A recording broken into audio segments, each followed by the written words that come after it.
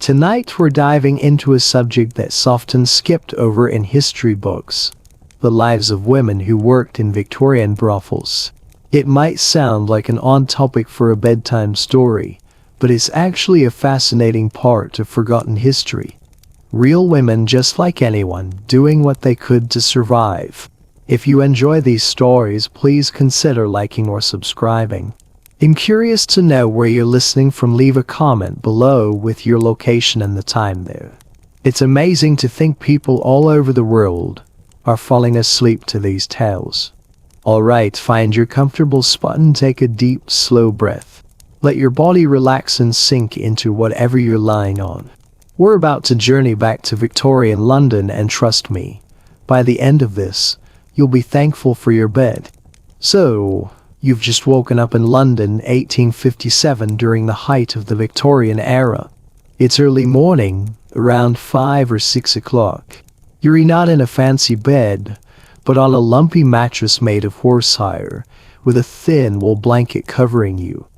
The sheets are far from fresh, changed only once a week at best, and they carry a faint scent of cheap lavender water that doesn't hide the musty smell underneath. The room is cold, and the small fireplace doesn't help much since coal was rationed, especially in the mornings. The walls are covered with faded floral wallpaper, peeling at the edges from the damp. There's a strange smell in the air: coal smoke from the chimneys, the scent of mud and sewage from the nearby street, and a sweet, chemical fragrance from the perfumes and cosmetics used by the women here. You're in a room at the back of a brothel in London's Haymarket. It's not the worst place you could be, but it's certainly not the fanciest either. You share this room with another woman who's still asleep in the bed across from yours. You can hear her breathing, deep and steady, as you stretch your legs out, feeling the tension in your muscles before it fades. The sounds of London fill the air outside: horses' hooves lopping on the cobblestones, the rattle of carts, and the calls of street vendors starting their day. Fresh bread, you hear echoing through the streets. This is your life. Marry, though it's not the name your mother gave you. You've been at this brothel for almost 2 years now, long enough to become a regular part of the place. You've seen many girls come and go. Some moved on to better places, others fell back into poverty, and some became ill and never returned. You slowly sit up, pulling the blanket around your waist, and stretch your arms. The floorboards are cold under your feet as you wrap a woolen shawl around your shoulders. It feels better, offering a little warmth. There's a chipped ceramic pitcher and basin on the small table between the two beds, and the water inside is covered with a thin layer of ice. Winter in London is harsh. You break the ice with your finger, and the cold water stings as you splash it on your face. The shock of the cold is enough to fully wake you, leaving you breathing deeply before your body settles back into its rhythm. Now, let's take a look at how you ended up here, because the story of how you got to this point is likely different from what you expect. You weren't kidnapped or sold into this life, though that did happen to some girls, especially the very young ones. You weren't abandoned after a romantic affair left you pregnant and destitute, though that was a common story for many. No, your path to this life was far more ordinary, and, in many ways, it's the same as how most women ended up here. You were a seamstress, good with your hands, with an eye for detail, but there were thousands of women just like you in London, all competing for the same poorly paid work. Life as a dressmaker's apprentice was grueling, and factory work was no better. You worked 14 to 16 hours a day, straining your eyes in dim light, and your fingers cracked and bled in the cold. The wages were barely enough to keep you alive. You remember the turning point clearly. It was winter 3 years ago. You hadn't eaten in 2 days, and your room was unheated. You could see your breath in the air as you worked furiously to finish a commission, hoping it would be enough to pay for a week's lodging. Your fingers were so numb from the cold that you kept pricking them with the needle, leaving tiny spots of blood on the delicate white linen. Then, Jane came to visit. You had worked with her once before. She seemed different, healthier, better fed. She was wearing a wool dress that, while not the height of fashion, was clean, warm, and well-made. She brought food, hot food, a meat pie still steaming in its wrapping. She sat with you while you devoured it, trying to hide how desperate you felt. "There's a place," she said. "A house off Haymarket. The madam is strict but fair. No cruelty. 2 meals a day, a decent bed, and medical checks every week." She paused, watching your face. "You'd make in one night what you make here in a week, Mary. And you wouldn't be killing yourself with this," she added, gesturing to the pile of sewing. You didn't answer right away. You had been raised in a God-fearing home, and the idea of leaving it all behind for a life like this felt like a betrayal. But your parents were gone, your brothers scattered, each one searching for work elsewhere. And there you were, starving slowly, one stitch at a time. The memory of that moment lingers with you, heavy on your chest as you sink deeper into the mattress. Your breath slows and you relax into the present moment. The house around you begins to stir. You hear heavy footsteps on the stairs, probably Mrs. Winters, the housekeeper, followed by the clattering of coal being shoveled into the fire downstairs in the parlor. The scent of fresh coffee drifts up, real coffee, not the cheap substitute that many others get by on. Lily, your roommate, stirs in her bed, mumbling something in her sleep before turning over. She's younger than you, only 19 to your 24th. She came from a factory in Manchester, where the noise of the looms had left her partially deaf in one ear. You recall the first time she came to the house, a frightened, shy girl who had barely spoken, but who had quickly adapted to the ways of the brothel. You wish her the best, but you know the streets of London have a way of chewing people up. It's time to get up. You have your daily routine to follow. Mrs. Winters runs a tight ship, and tidiness won't be tolerated. By noon, Mrs. Cartwright expects everyone to be downstairs, dressed and presentable. You think about the tasks ahead: cleaning, bathing, and a few customers in the afternoon. But right now, in the quiet of the morning, you take your time. You grab the tin of beeswax from the small bedside table and warm it in your hands before smoothing it over your chapped lips. A small luxury, but it makes a difference. Mrs. Cartwright always insists that the girls take care of themselves after all. You're selling an illusion, and the gentlemen don't want to see the reality of a working woman's life. You've learned to appreciate these small touches, the tiny moments of care that make this life bearable. You finish getting dressed: stockings, petticoat, corset, and a simple dress for the day. The corset isn't laced tightly, it just provides some structure, something to keep you in shape for when customers arrive later.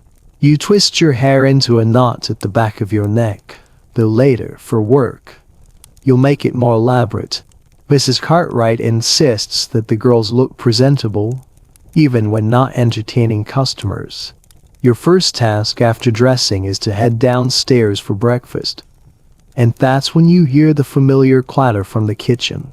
Betsy, the young maid, is setting the table, her face freshly scrubbed, hair neatly braided.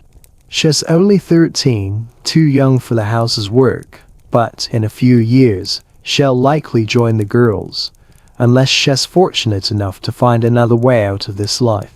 Mrs. Cartwright took her in when she found her begging on the streets, half-starved. Now, she helps with chores and errands. You greet Betsy and sit down to a hearty breakfast. Cook, the housekeeper, has made porridge with milk sweetened with a spoonful of treacle. The food you isn't fancy, but it's nourishing. The house prides itself on providing decent meals for the girls. Good food means healthy workers, and healthy workers earn more. It's one of the reasons why Mrs. Cartwright's house is considered one of the better ones. Lily joins you, still looking sleepy. She picks up her spoon, half-heartedly stirring the porridge. "Did you dream about the sea again?" you ask, knowing full well that Lily often dreams of escaping to the coast, far away from London's smoke and grime. "Maybe we'll go someday," she says wistfully. "The air is cleaner though." You nod, though you know it's a distant dream for both of you. Most of the girls here never make it out of the city. The money they make quickly slips away on necessities, lodging, clothes, and the demands of the job. Some of the girls save a little, but it's difficult. Life has a way of consuming any small buffer you try to build. Still, you keep putting aside a shilling here and there. Maybe one day it will add up. After breakfast, it's time for the day's chores. The house runs on a strict schedule and everyone has assigned duties. Yours today include dusting the parlor and polishing the glasses in the bar area. The parlor is the public face of the house, where customers are first received. It's decorated with solid furniture, upholstered in red velvet, and heavy curtains that are pulled back during the day to let in what little sunlight makes it through the thick London haze. You take a deep breath, enjoying the rhythm of the work. The motions are comforting: dusting, wiping, and polishing. Simple tasks that allow your mind to wander, even as your hands stay busy. As you move through the parlor, your mind drifts to thoughts of the day ahead. You imagine the regulars who might come through the door, the same faces you've seen over the past 2 years, and maybe a new one or two. The house is a place of routine, but it's also unpredictable in its own way. You never quite know how the day will unfold, though you can make a pretty good guess. Mrs. Winters is already bustling around the kitchen, her shoes tapping on the floor as she gives Betsy instructions on how to clean the range. The cook, as usual, is humming to herself, kneading dough for the evening's bread. Her presence is reassuring, constant, unchanging. It's these quiet, domestic sounds that help center you, reminding you that, despite everything, this is a home for the people who live here, even if it's not a typical home. When you finish dusting the parlor, you move to the small bar area. The glasses here always need polishing, and the work is tedious, but it's meditative. You breathe gently on each one before wiping it with a soft cloth. The crystal squeaks softly as you rub it clean, its smooth surface catching the dim light. As you work, you notice the subtle shift in your own movements, slow and steady, breathing in rhythm with the polishing. You're grounded in the moment, focused on the small, repetitive task. Outside, the sounds of London continue to rise and fall. A street vendor calls out in the distance, and the clip-minus-clop of horses' hooves echoes in the street. The quiet domesticity of the house feels at odds with the chaos outside, but it's this balance that makes it bearable. The morning passes quickly. Mrs. Cartwright's private doctor arrives, signaling the start of the medical checks for the girls. These checks are routine, but they're a reminder of the risks of this life. You've seen women come and go because of illness. Some were lucky enough to receive treatment, others weren't. The house has a reputation for taking care of the girls, but even with the doctor's visits and medical precautions, no one here is immune. The housekeeper, Mrs. Winters, gives you a small nod as you leave the parlor to go upstairs. You have a few moments to yourself before the doctor calls you in. The day has been steady, quiet. It's been a while since you've had a particularly busy day, but tonight might be different. The evening is always more unpredictable. More customers, more work. You make your way to your small room at the back of the house. It's simple but comforting: just a bed, a small wardrobe, and a window that looks out over the rooftops. The room feels like a refuge in the midst of the chaos of London. You sit on the bed, your hands resting in your lap. The quiet of the room envelops you, and for a moment you allow yourself to just breathe. Your thoughts wander.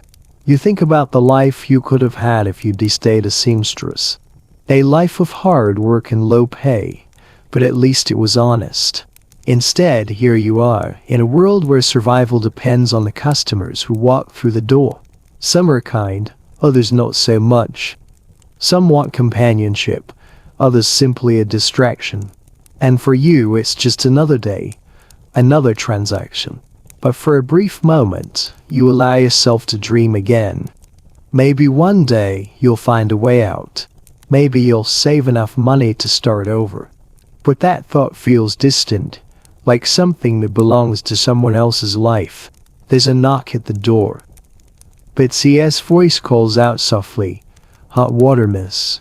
You smile faintly, realizing that the routine of the day is about to begin again. The doctor will be here soon, and then there will be chores to finish, customers to entertain, and a night ahead full of unknowns. You open the door and Betsy enters with a steaming jug of water. She's grown up quickly in this house, and you can see the quiet maturity in her eyes. She pours the water into your basin, and you wash your face, enjoying the warmth of it on your skin. The simple luxury of hot water feels like a small reward after the cold of the morning. After you're finished, you take a moment to look at yourself in the small mirror. Your hair is still neatly styled, your face clean, though the reflection that stares back at you seems far from the innocent girl who first walked into this life. The person you are now has been shaped by these years in the brothel, by the daily routines, the customers, the small pleasures and larger sacrifices.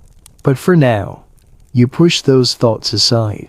The doctor is waiting, and the work continues. You leave your room and head downstairs to find Mrs.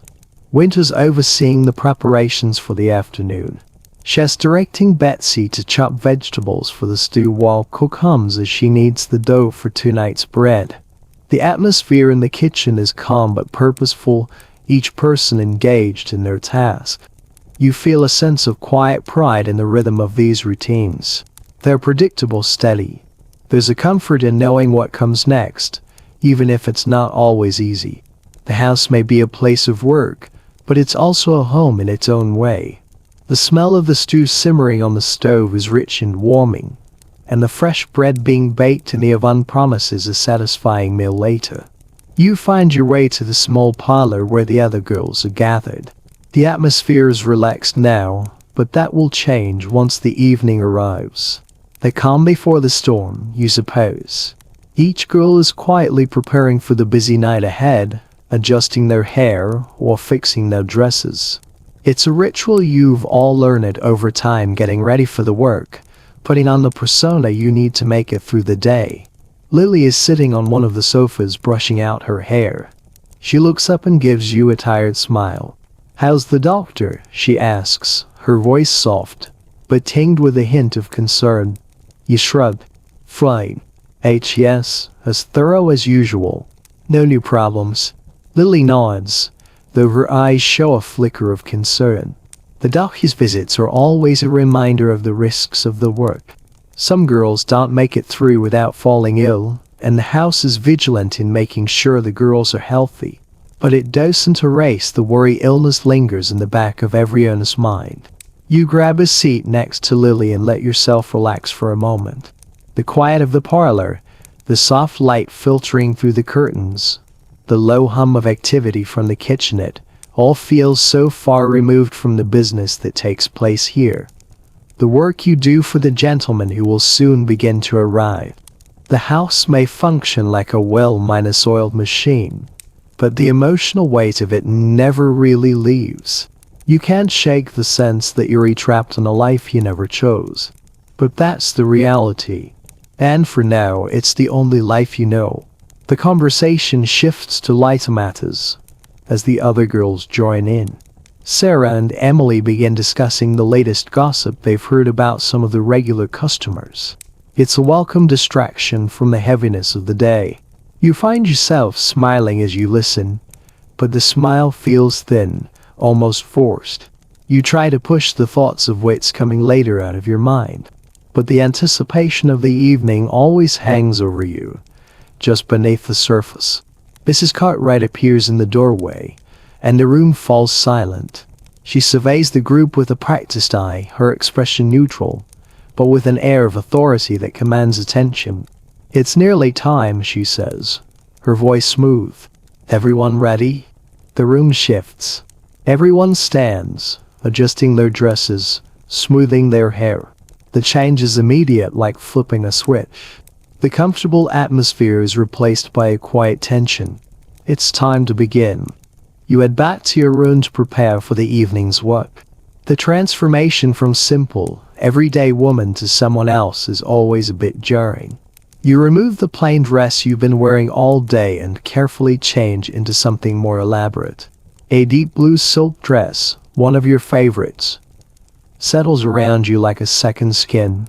The corset goes on next, and this time, you tighten it a little more, giving yourself the silhouette you know is expected. The fabric of the dress rustles as you move, the softness of the silk a stark contrast to the rougher materials of your day clothes. The finishing touches come next. You smooth your hair, twisting it into a more elaborate style, using a few pins to keep it in place. The subtle scent of lavender water is dabbed at your wrists and neck. The cosmetics are simple, just enough to enhance your natural features without making them too obvious. It's all part of the act, the illusion of beauty and charm that you sell every night. Once you're ready, you glance at your reflection in the mirror. The transformation is complete.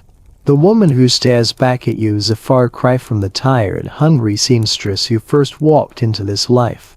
You look more polished, more elegant, ready for the work ahead. As you head downstairs, you hear the familiar sounds of the house coming to life, the soft clatter of dishes, the murmur of voices, and the occasional creak of floorboards as the other girls move around. The evening has begun. You enter the parlor, and the scene there is markedly different from this morning. The heavy curtains are drawn. The gas lamps have been lit, casting a warm, flattering glow over everything. A decanter of cherries sits on the table, along with glasses and a plate of sugared almonds. The atmosphere is more intimate now, the transition from daylight to evening marking the shift in the work that's to come. Sarah is already settled on one of the sofas, looking every bit the professional. Her burgundy silk dress complements her pale complexion and golden curls, and her posture is relaxed yet poised. She looks up as you enter and offers a small smile. "You look nice," she comments with a quick glance. You nod in acknowledgement, but you can't help feeling the weight of it all. The dress, the makeup, the act, it's all so calculated, so rehearsed.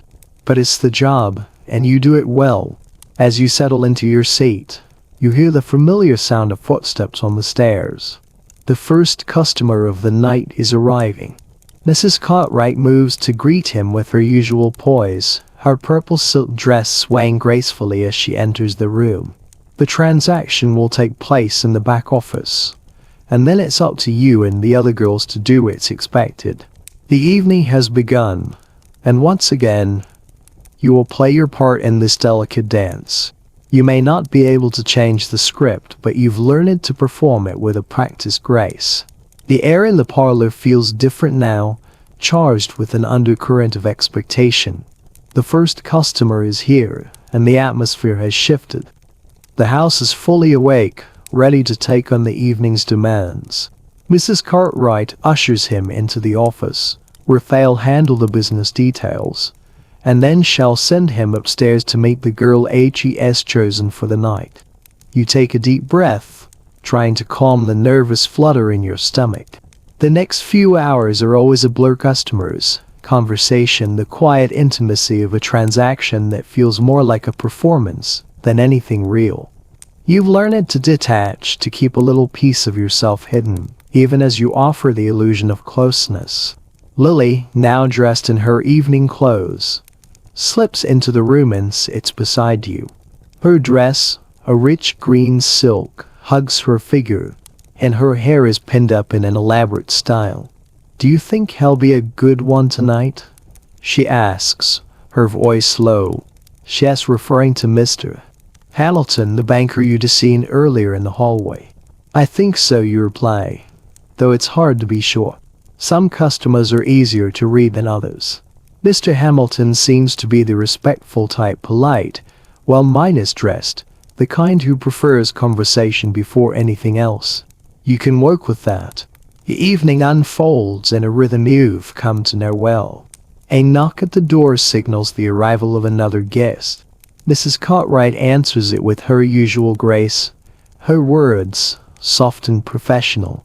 The exchange is quick, the financial matters settled in the office, and then the guest is led upstairs to meet his companion for the evening. As you wait for your turn, you notice the clock ticking in the corner. It's nearly 9, and the house has already begun to fill. More gentlemen are expected in the coming hours, each with his own demands, his own expectations. Some will want company, others simply a distraction. For you, it's all the same, a performance, a role to play, and the skills you've honed over the past 2 years. You take another sip of the cherry in front of you, savoring its sweetness, and try to steady yourself. It's not so much the physical act that wears on you, it's the emotional labor. The constant switching between who you are and who you need to be for each man.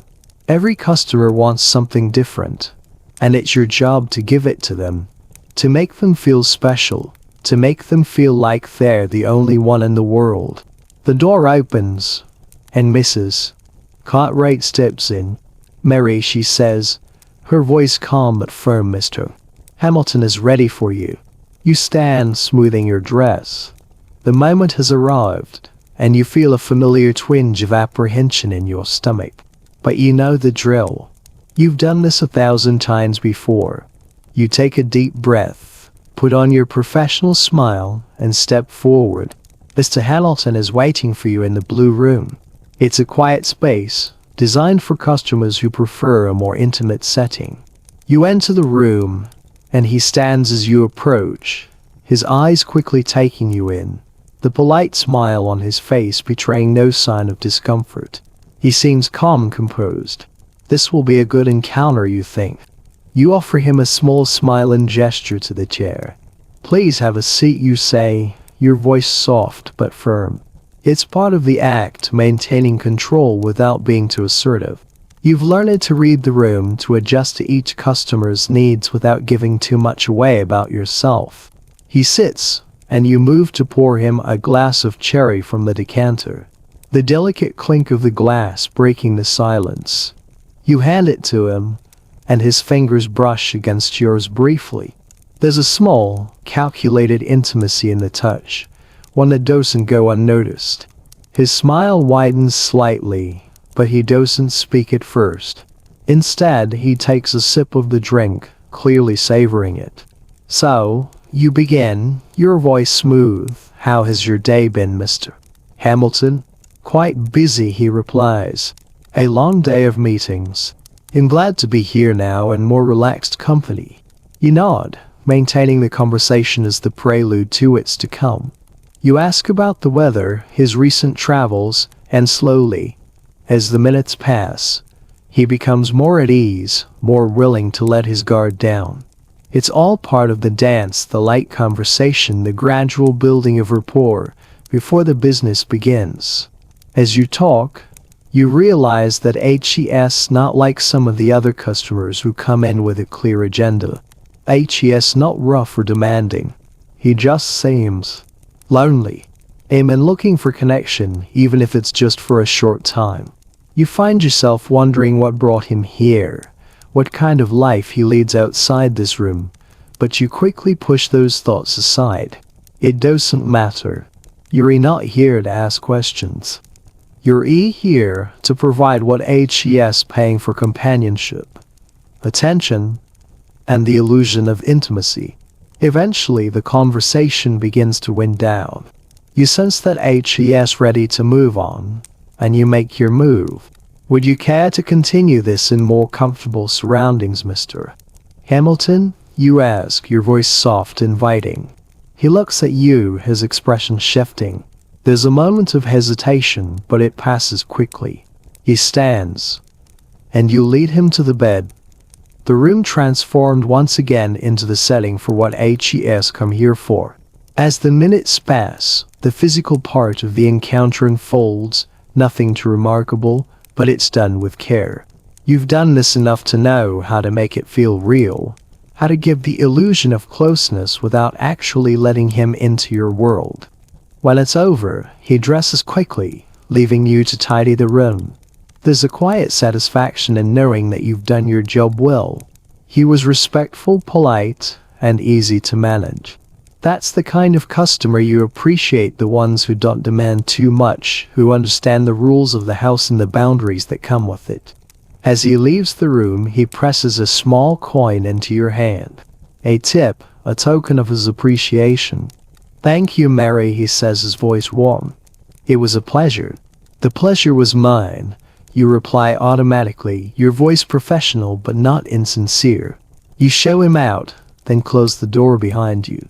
The quiet that settles in the room after each customer leaves is always a moment of relief. It's done.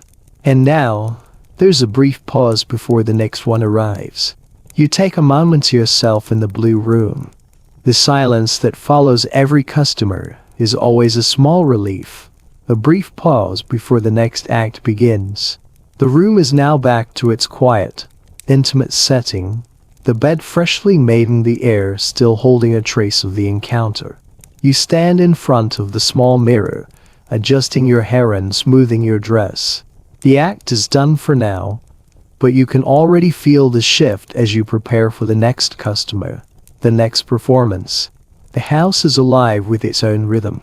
The sounds of conversation in the parlor, the occasional clink of glass, the laughter and low voices from the kitchen. Everyone is doing their part, following the routine that has been established over time. You've all learned how to move through the day, how to navigate the space between personal and professional, between who you are and who you need to be. You leave the blue room walking down the hallway with practice tips. The familiar creaks of the floorboards under your feet, the smell of bread rising in the kitchen, these things anchor you in the present. It's like being part of a well-rehearsed play, where everyone knows their lines, their cues, and what's expected of them. As you reach the stairs, you hear another knock at the door. It's a familiar sound now, one you've grown used to over the past 2 years. Another gentleman arriving, another role to play. You wonder as you wait for Mrs. Cartwright to answer who this one will be.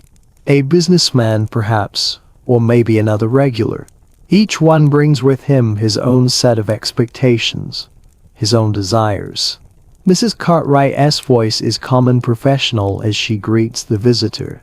You can hear her lead him to the parlor, where the usual formalities will take place: introductions, the exchange of pleasantries, and the inevitable move to more private matters. It's a ritual you've seen countless times, and each time, it feels the same. Yet, despite the predictability of it all, there's always something new. A different look, a different energy in the air. Each customer is different, and that makes the work feel just slightly unpredictable, no matter how much you try to control it. You head back to the parlor, where the other girls are gathered. They've started to prepare for the evening, adjusting their hair, fixing their makeup, making small talk as they wait their turns. Sarah is sitting near the window, reading a book, while Emily and Lily chat quietly about the latest gossip.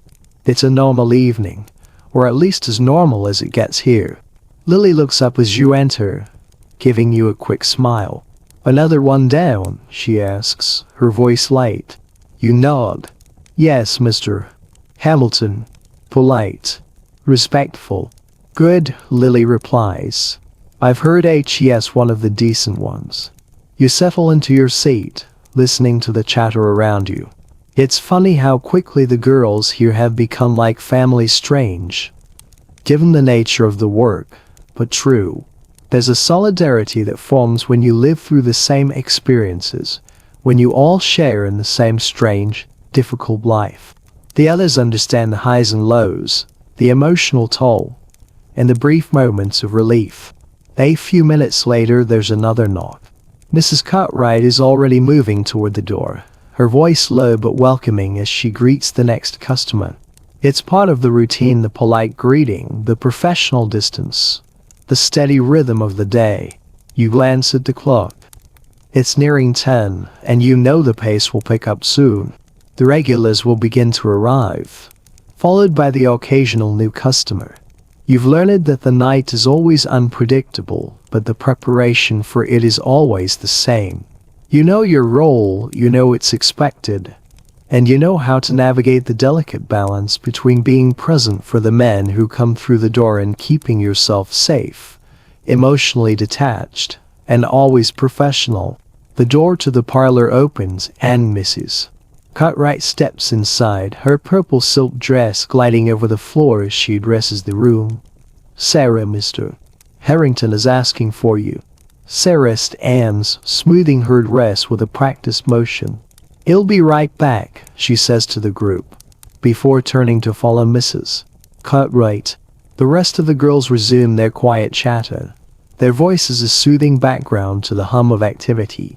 You sit back in your chair, letting your thoughts wander as the evening continues. The rhythm of it all is comforting in its predictability. The customers come, the conversations flow, and the performances unfold. You play your parts, and then the night passes, leaving you with the quiet moments that follow. Eventually the house will quiet down, and you'll have a chance to rest. But for now, the evening is in full swing. The rhythm continues, and you move through it as you always do, steady, calm, and professional.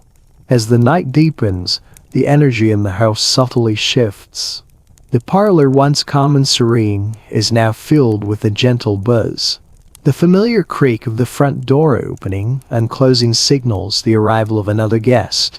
Each knock is a reminder that this is your life now, a cycle of customers, conversations, and performances that blur into one long, unbroken rhythm. The clock strikes 11th. The house is full now, the steady flow of visitors moving in undoubt, each one slipping behind the door of the girls' rooms, disappearing for their allotted hour.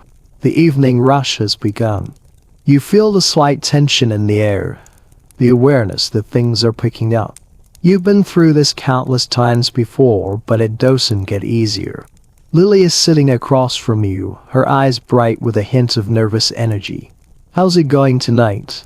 she asks, her voice low. "She's younger than you, but she's been here long enough to understand the ebb and flow of the house." You nod, offering a small smile. "Busy. Same as always." She leans back slightly, glancing around the parlor. "I think Mr. Phillips will be in tonight. He always comes on a Tuesday." You nod again, though you're not sure which Mr.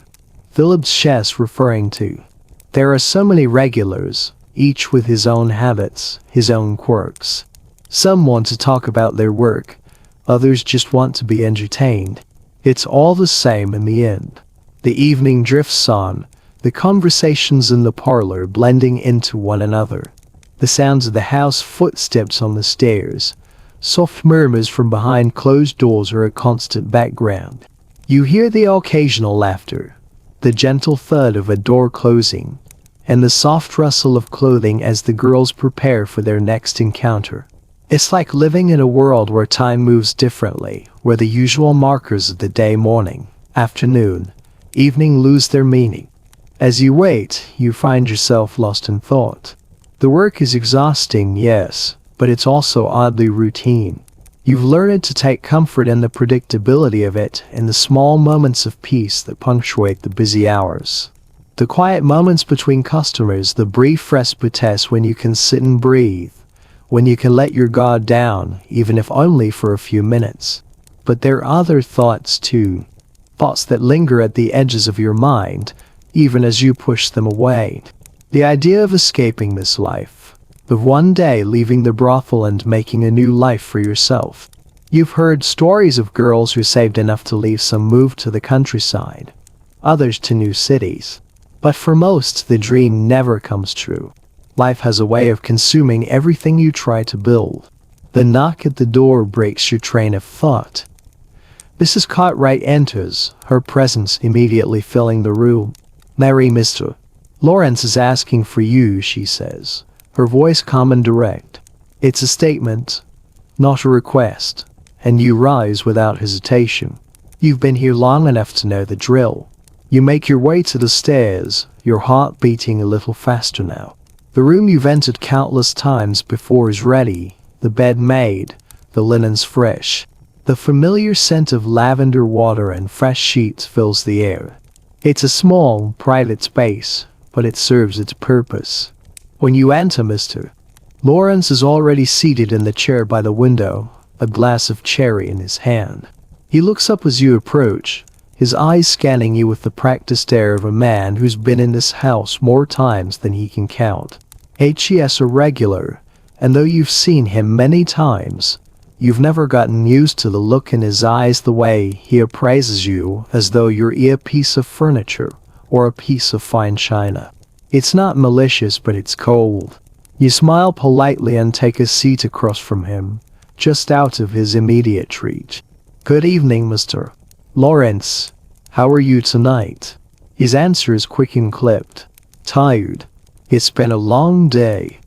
He pauses, glancing at you before continuing. "I trust everything is in order." You nod, maintaining your professional demeanor. "Of course. Everything is as it should be." He takes a slow sip from his glass, watching you carefully, as if evaluating whether you've truly answered the question. But you know better than to break the unspoken rule, the polite pleasantries, the slow build-up to what will inevitably come. You offer him another smile, this one warmer, and lean forward slightly, your movements slow and deliberate. "Shall we continue?" You ask, your voice soft, the words carrying a hint of invitation. His eyes flicker, and for a moment, you see a shift in his expression. His gaze softens, and he sets down the glass. You've won him over, or at least you've convinced him that you're what he wants tonight. That's the part of the job you know best, the delicate balance of charm and detachment. The dance that keeps you in control without ever seeming too forceful. He stands, and without another word, you lead him to the bed.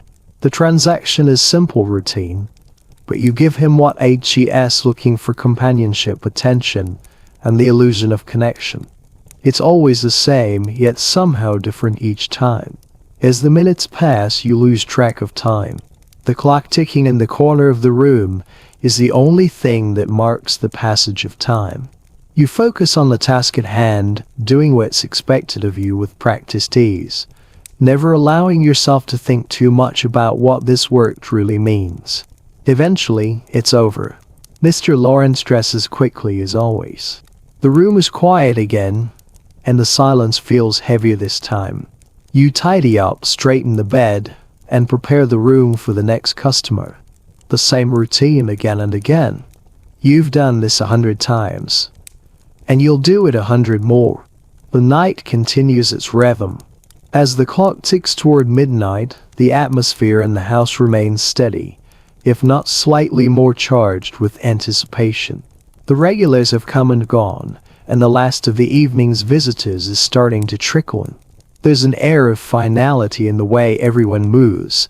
This is the last lap of the night, the final performances before the house settles into its late-night quiet.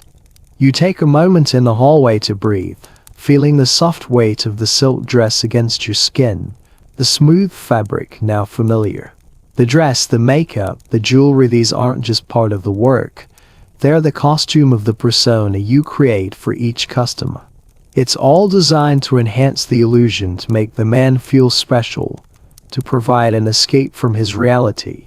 It's a complex act, and you've learned to master it over time. The hallway is quieter now, the sounds of the other girls' rooms muffled behind closed doors. It's almost peaceful here, in this brief pocket of time before the final visitor arrives. You take a deep breath, adjusting your posture. The weight of the evening emotionally, physically has started to settle in, but you're used to it. You always push through, just as you've done countless times before. When you reach your room, you prepare it once again, tidying the bed, smoothing the sheets, and making sure everything is in place. The scent of lavender and fresh linens fills the space, offering a small comfort. It's the calm before the last customer of the night. Another routine encounter, another performance. As much as you've grown used to it, there's always a quiet moment of reflection as you wait.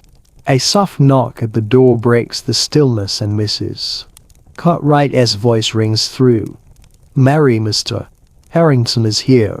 You give one last look at the room and nod. It's time. You adjust your dress, straighten your shoulders, and walk to the door.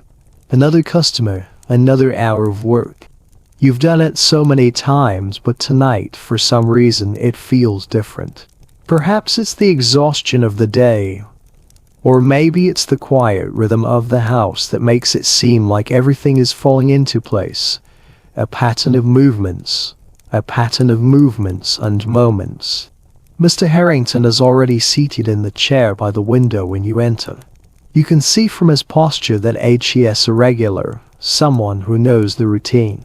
He is polite but detached, his eyes briefly scanning you as you enter. You smile softly, keeping your movements slow and deliberate. "Good evening, Mr. Harrington," you greet him, your voice light, offering the customary warmth. "Good evening, Mary," he replies with a small nod, his tone professional, if a bit tired. "I trust everything is in order?" "Of course," you reply, moving to pour him a glass of cherry, just like the others. The act is comforting in its predictability. You've been through this ritual countless times, and yet it's never exactly the same. Each customer brings with him his own energy, his own unspoken expectations. But you've learned to handle it all with ease. You hand him the glass, and he accepts it with a small but polite smile. He is not as engaging as some of the others, but that's common. Many of the men who come to the house aren't here for conversation. They're here for the escape, the illusion, and the chance to spend a few hours away from their reality. The two of you talk briefly casual everyday topics like the weather or the state of the city. It's the same small talk that happens every night, but it serves its purpose. It helps ease the tension, sets the stage for what's to come. You offer just enough conversation to make him feel heard without ever really engaging. The dance continues, the performance moves forward. When the moment is right, you stand and extend your hand to him, inviting him to continue into the next part of the evening. He follows you with little hesitation, his movements slow, deliberate, almost mechanical. It's a part of the job. You've grown used to the stillness before the storm. The moment when everything clicks into place. The room's quiet again. You both take your time, moving through the motions with the precision of a well-rehearsed play. There's nothing particularly remarkable about it, but it's what you do, and it's what you do, and it's what he expects. The act itself is brief, but it's carefully performed, each gesture intentional, each movement a part of the routine that both you and the customer know so well. When it's over, he dresses quickly, his movements practiced and efficient. You sit on the edge of the bed, your mind drifting as you watch him gather his things. He thanks you in his usual manner, pressing a small coin into your hand before leaving. "Thank you, Mary," he says quietly, his voice warm but distant. "It was as always." "The pleasure was mine," you respond, the words coming easily, automatically. It's part of the act. A polite final note before the customer leaves and the room is once again quiet. You close the door behind him and stand in the stillness. The room is now a space of reflection, a moment of peace before the next round of work begins. The house will quiet down for the night soon, the rhythms of the day winding down into the early hours. You take a deep breath and allow yourself a moment to let the tension go, to feel the exhaustion of the day settle in. As the door clicks shut behind Mr. Harrington, a profound silence settles in the room.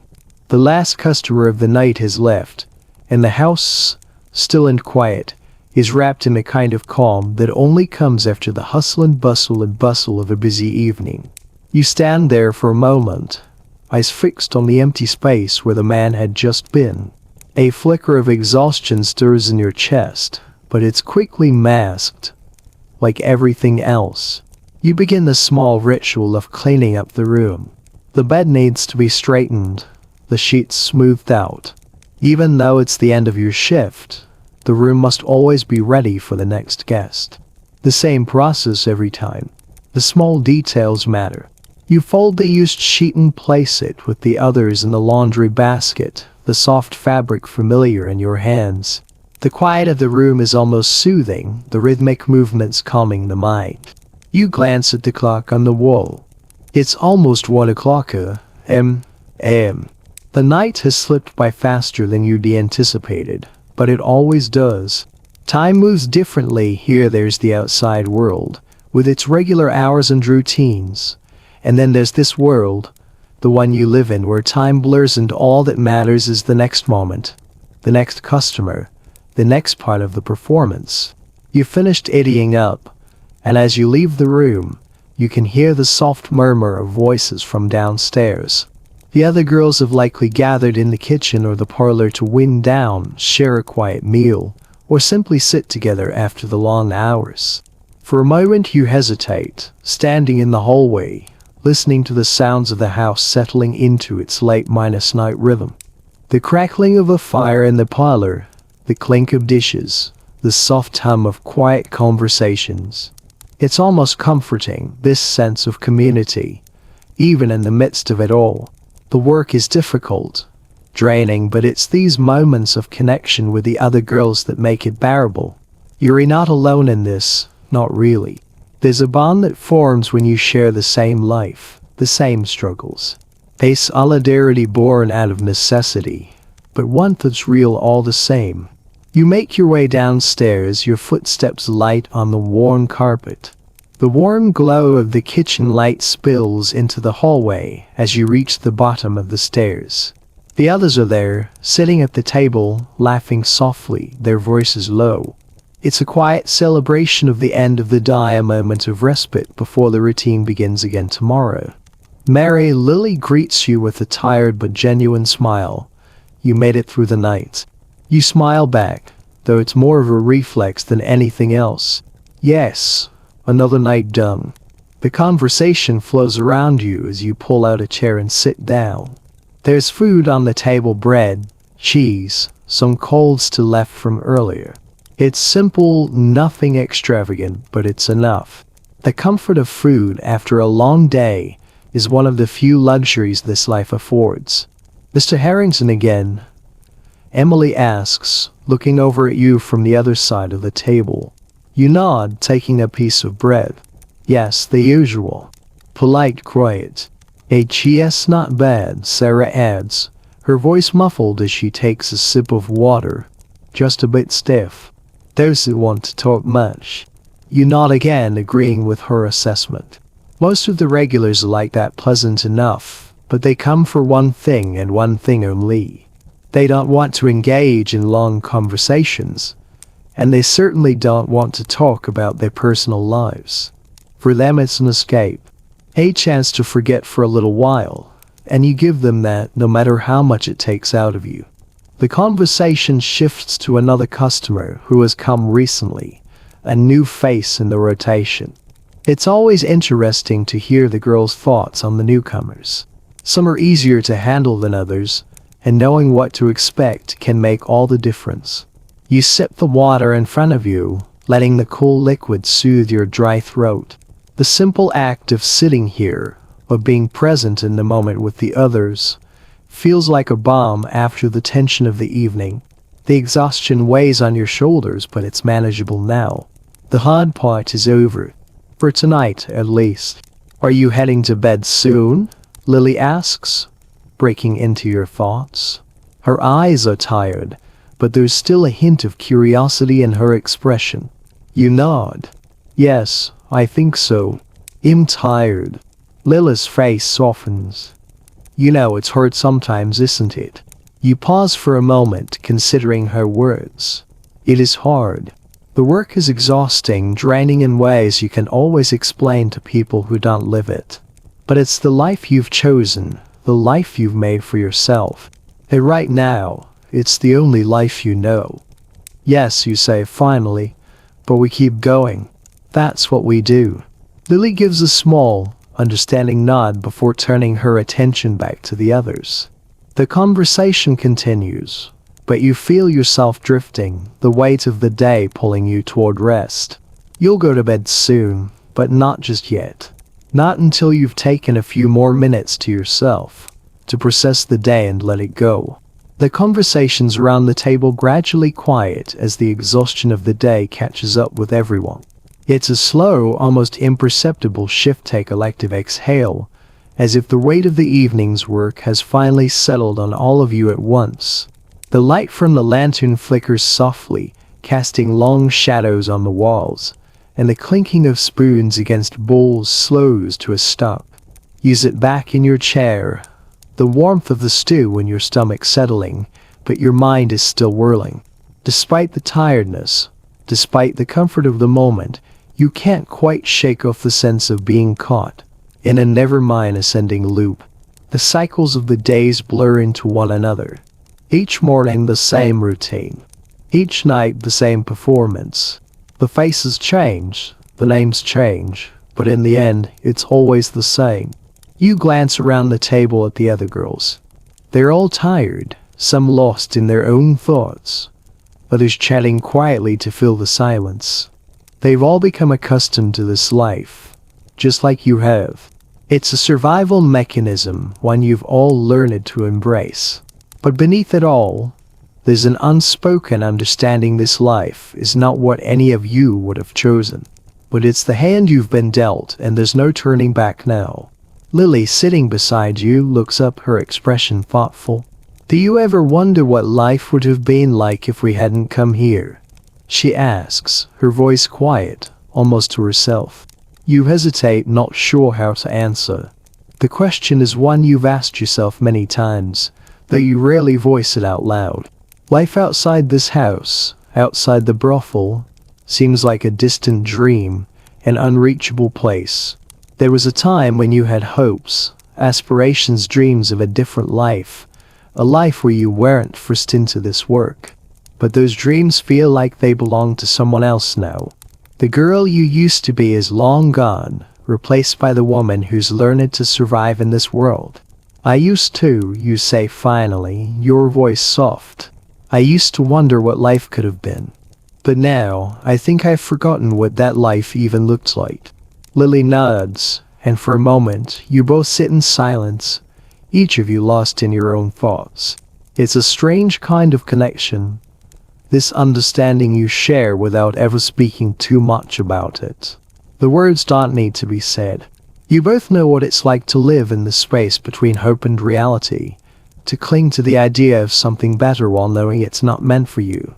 After a moment, Lily breaks the silence. Do you think any of us will ever leave? She asks, her voice tinged with the faintest trace of longing. The question hangs in the air, thick and heavy. Will any of you ever leave? It's a question you've all asked yourselves, but the answer always seems too complicated, too uncertain. Some of the girls save their money, hoping to make enough to escape, to start over. Others, like you, have stopped thinking about it as much. You've learned that survival comes first and dreams come second. I don't know, you say, the words heavy with the truth you've come to accept. Maybe some will, but I think most of us, we just keep going, one day at a time. Lily doesn't reply immediately, but she looks at you with an expression you can't quite place. Maybe it's resignation, maybe it's understanding. Either way, it feels like a shared truth between you.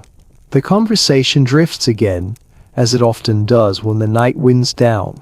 The mood softens, and the laughter is quieter now, more relaxed, like the release of a long held breath. One by one, the girls begin to stand, preparing to head upstairs for the night. They all move slowly, their bodies heavy with the fatigue of the day. The routine is familiar, comforting in its predictability, but it's also exhausting. Everyone here carries the weight of the work, of the constant mental and emotional labor it takes to get through each day. You stand and follow the others up the stairs, your feet moving on their own, your mind still lost in thought. You reach your room, and for the first time that night, you close the door behind you and lean against it, taking a deep breath. The quiet of your room is a welcome relief. It's small, simple, but it's yours. You strip off the dress, carefully folding it and placing it on the chair by the window. The silk feels like a weight off your shoulders, but the weariness in your body doesn't go away. You wash your face with cold water, the chill of it sharp against your skin, and for a moment, you allow yourself to simply breathe. You think about the day ahead. The work will be the same, the customers will come and go, and you'll do what you always do. It's a cycle, a routine that never changes.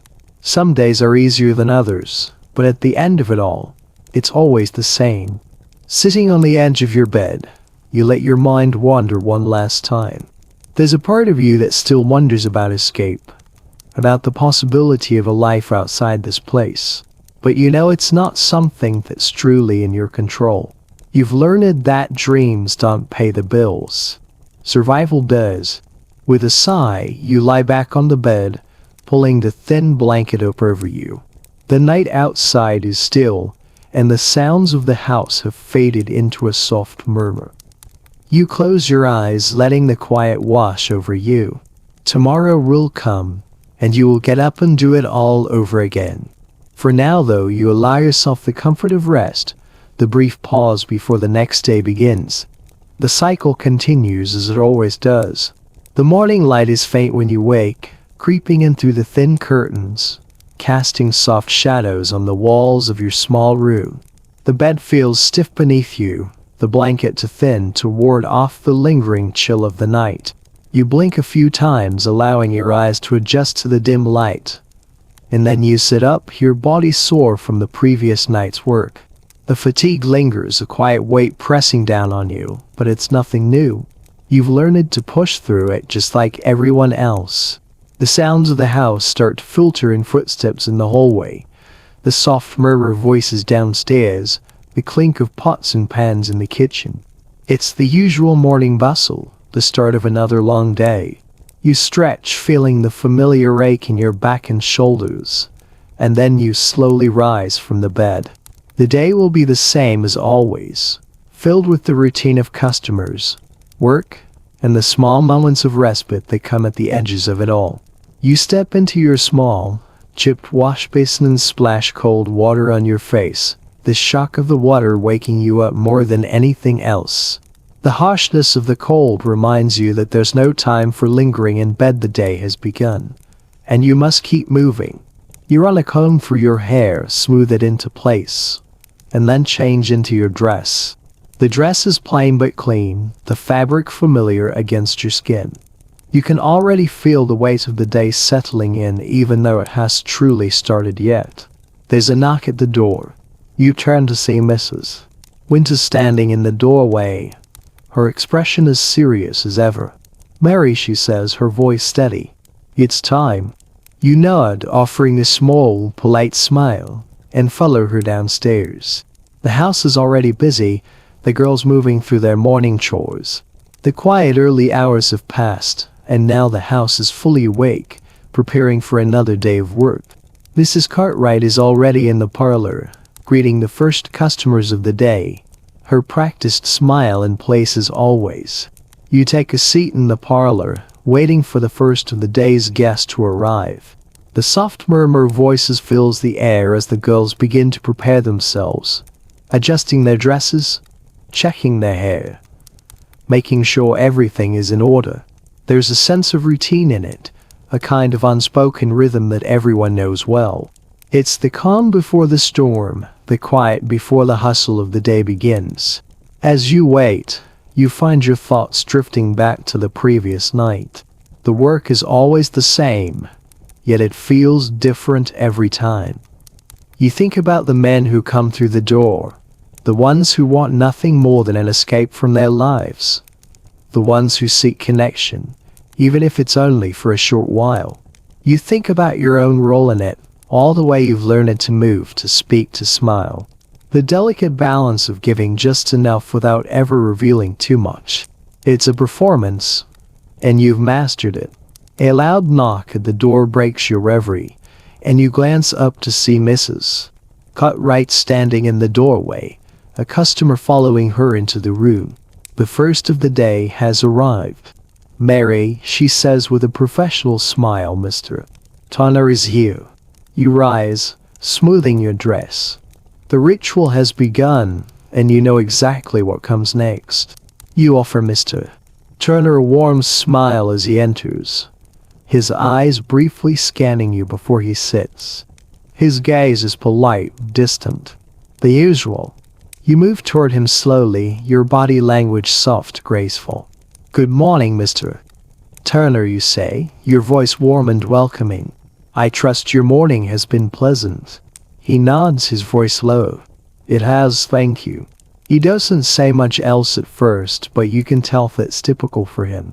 Yes, not one for idle chit-chat, preferring instead the quiet, subdued atmosphere of the house.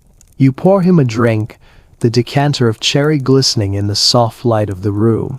You offer it to him with a delicate smile, maintaining the distance you've learned it is necessary with customers like him. He takes it, his fingers brushing against yours, a brief moment of contact that is nothing but routine. The dance begins. The conversation is light, simple talk of the weather, of his work, the usual pleasantries. It's a small talk that you've come to master over the years, filling the silence with just enough words to make the customer feel comfortable while you hold yourself apart from it all. You know what he wants, what they all want. It's not about the conversation, it's about creating an atmosphere of intimacy without ever truly letting anyone in. As the minutes pass, you sense the moment drawing near. The routine is familiar now, a pattern you've slipped into over time. You stand motioning for him to follow you to the back room. He rises without hesitation, and you lead him down the hallway. The soft click of his shoes against the floor the only sound in the otherwise silent house.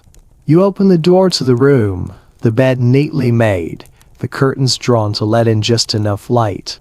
The room smells faintly of lavender and fresh linens, the usual calming scent that fills the house.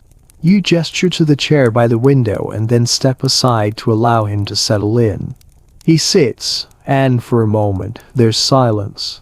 The air between you is thick with expectation, the unspoken understanding of what's to come. You remain standing, waiting for him to make the first move. This is the part of the job where you've learned to be patient, to wait for the moment when the customer feels comfortable enough to proceed. And then, it begins. The same routine, the same motions. You've done it 1,000 times, and yet it's always different. There's always something new to navigate, a new angle, a new look, a new shift in the energy. But you've mastered it, and tonight will be no different. When it's over, he dresses quickly, pressing a coin into your hand as he leaves. The transaction is complete. Another hour gone by. You remain in the room for a moment, tidying up, straightening the bed once more. The room is once again as it was before, ready for the next customer, the next performance. The door closes softly behind Mr. Turner, and for a moment, the room is still. You stand there, your hands slightly trembling from the exertion of the performance, the weight of the mask you wear settling back into place.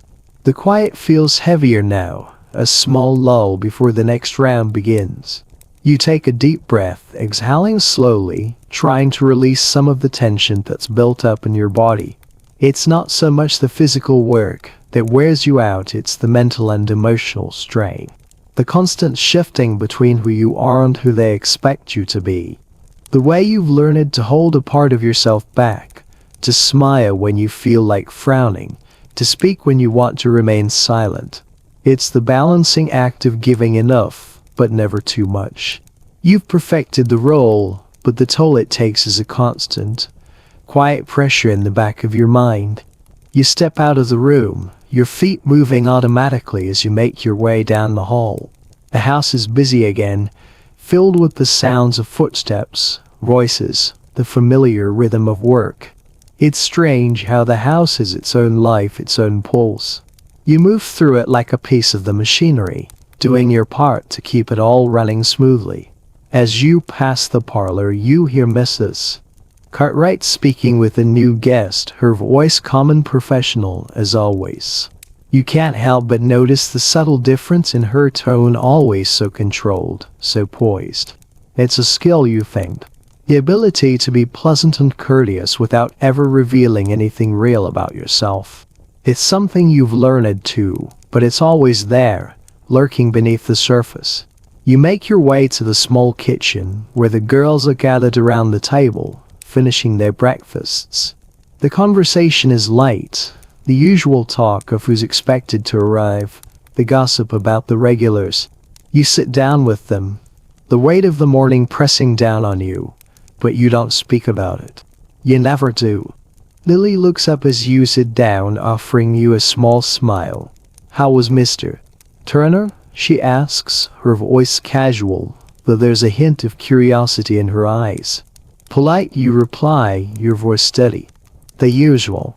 She nods, but her eyes linger on you for a moment longer, as if she can sense the exhaustion beneath the surface. You don't blame her. She's been here long enough to know that the work isn't just physical, it's emotional, mental. The customers come and go, but the toll it takes doesn't always show. It's easy to put on a smile, to act as though everything is fine. But inside, there's always a part of you that's holding back, that's closed off. And that part of you never gets a break. The other girls are already beginning to leave, heading back to their rooms or to start their morning tasks. Some of them move quickly, eager to get the day started, while others linger a little longer, gathering strength for what's to come. You've learned to recognize the signs of weariness in them, the small details that show when the work is getting to be too much. As the last of the girls leaves, you sit back in your chair, allowing yourself a brief moment of quiet. The kitchen is still and peaceful now, the scent of bread still lingering in the air. For a few minutes, you let your mind wander, allowing yourself to imagine a different life. A life where you didn't have to wear the mask, where you could be yourself without fear of judgment or rejection. But the thought is fleeting. It always is. You've learned that these moments of escape aren't real, that the life you dream of isn't for someone like you. You've chosen this life, or perhaps more accurately, it was chosen for you. And now you do what you must to survive. The knock at the door pulls you from your thoughts, and you stand up, your body stiff from the long hours of work. It's time to prepare for the next customer.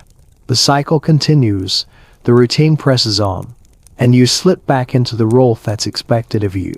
You take a deep breath, smooth your dress, and make your way to the parlor where the new guest is waiting. Another face, another performance, another role to play. The parlor feels slightly different this morning. The usual hum of activity is there, but there's an underlying tension in the air, a quiet anticipation.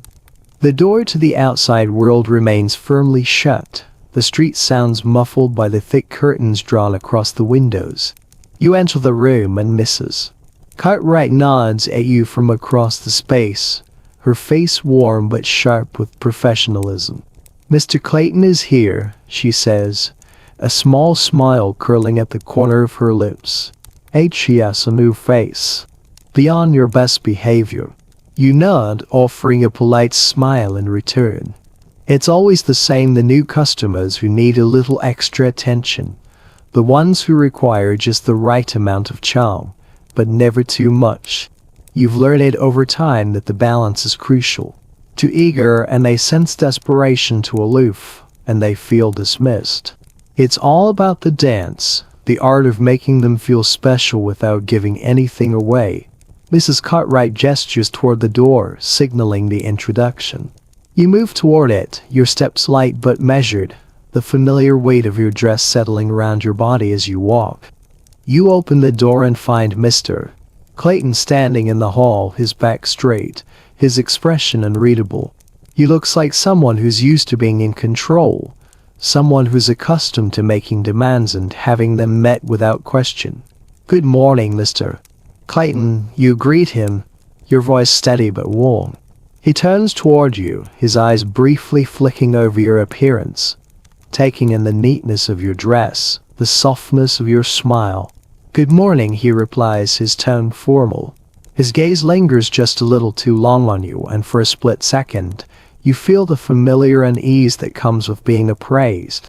It's not the first time, nor will it be the last, but the way he looks at you reminds you of the parts of yourself you keep hidden.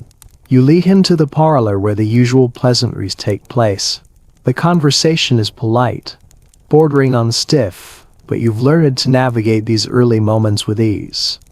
You offer him a seat, pour him a glass of cherry, and listen as he talks about his work, about his life outside this place. You nod at the appropriate moments, offering a word here and there to keep the conversation flowing, but you remain detached, just enough to maintain control. When the conversation finally slows, you know the moment is approaching. It's the same every time. The small talk has filled the space, and now the expectation lingers in the air like smoke, thickened and unspoken. Mr. Clayton finishes his drink, places the glass gently on the table, and then looks at you.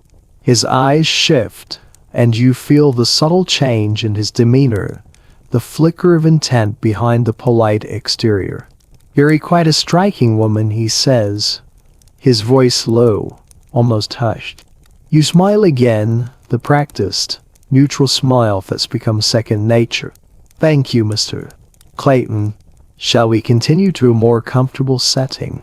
He stands, and you lead him through the hall to the same room you've escorted so many others to. The bed is freshly made, the curtains drawn just enough to allow the soft, early morning light to filter in. The room is as it always is, simple, clean, but with just enough softness to make the customer feel at ease. You've done this dance before 1,000 times. The steps are familiar, well minus one. When he sits on the bed, you stand by the window for a moment, giving him a moment to settle, to adjust. You can feel the weight of his gaze on you, but you keep your back to him. The pause feels longer than it is, the silence stretching as you both wait for the next move. You know the routine. It's strange how you've learned to move through these moments without thinking too much about them. Your body moves automatically, and your mind follows, detached yet focused. You've trained yourself to do this, to be present without being truly involved. You know what's expected, what's needed, and you give it.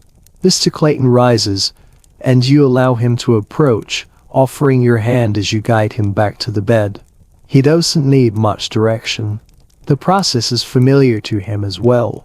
It's a small comfort, perhaps, knowing that even in this work, there's predictability. When it's over, Mr. Clayton dresses quickly, just like the others. There's a brief moment where he looks at you, and for a fleeting second, you wonder what he is thinking. He presses a coin into your hand, murmurs a polite thank you, and leaves the room.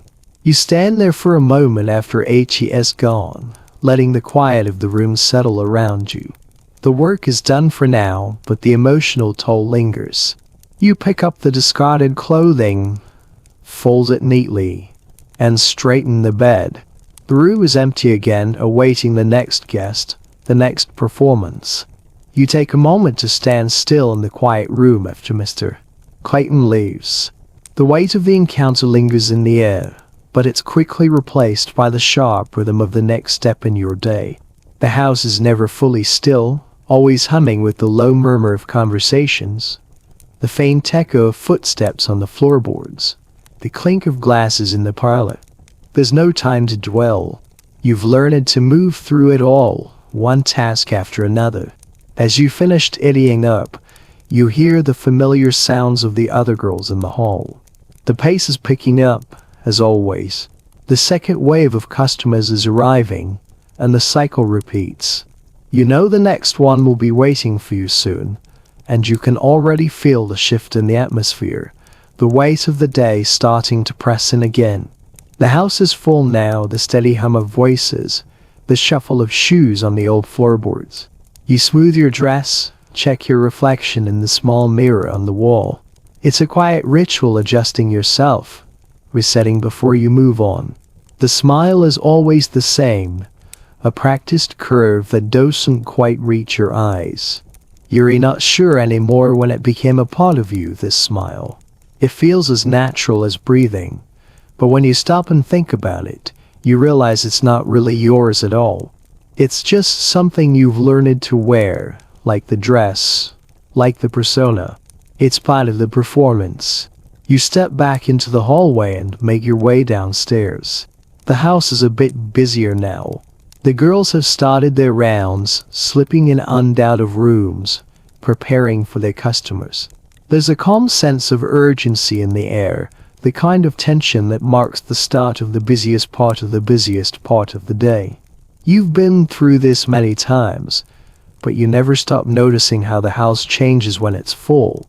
There's a subtle buzz in the air, the soft excitement of the work. Lily is sitting in the parlor chatting with Sarah. Their voices blend into the low hum of activity, but you catch a glimpse of their faces as you pass. Lily looks tired, a little worn around the edges, but there's still something light in her eyes. She's been here longer than you, but still, there's a part of her that hasn't completely lost the sparkle. The small hope that something better is just around the corner. You wonder sometimes how long that hope will last. Mrs. Cartwright is at the front desk, speaking with a man you don't recognize. He looks new, his demeanor a bit more uncertain than the regulars, the ones who know the routine and slip into it easily. You catch his eye as you walk past, and he nods at you. There's something about his gaze that doesn't sit right with you. It's not rude, but it lingers a little too long, as if he's trying to figure you out. You keep walking, forcing yourself to focus on the task ahead, but the look stays with you. You return to your room briefly, taking a moment to prepare yourself. The next customer could be any one of the men who've been coming here regularly, or it could be someone new. You've learned that it doesn't matter really. They all want the same thing: attention, company, escape. Some want it more intensely than others, but in the end it's all part of the same cycle. The door knocks. Another one. This time it's Mr. Right, a man you've seen a few times before. He's middle-aged. Always polite. Always quick to get to the point. He never lingers too long, just enough time for the work to be done. Then he's out the door, no questions asked. You know the drill with him. His manner is polite but distant, and it's easy to fall into the rhythm of the encounter without thinking too much about it. You greet him with the same soft smile, guiding him into the room. His eyes flick over you quickly, noting your dress, your hair, the subtle details. He's already mentally assessing how he's going to spend his time. It's almost like clockwork, this part of the day. You've been through it so many times that you don't need to think about the movements anymore. They've become instinctual. As you laid him to the bed, you sense the familiar distance between you both. You don't speak much. The silence is comfortable in its own way, and either of you is there to share more than what's necessary.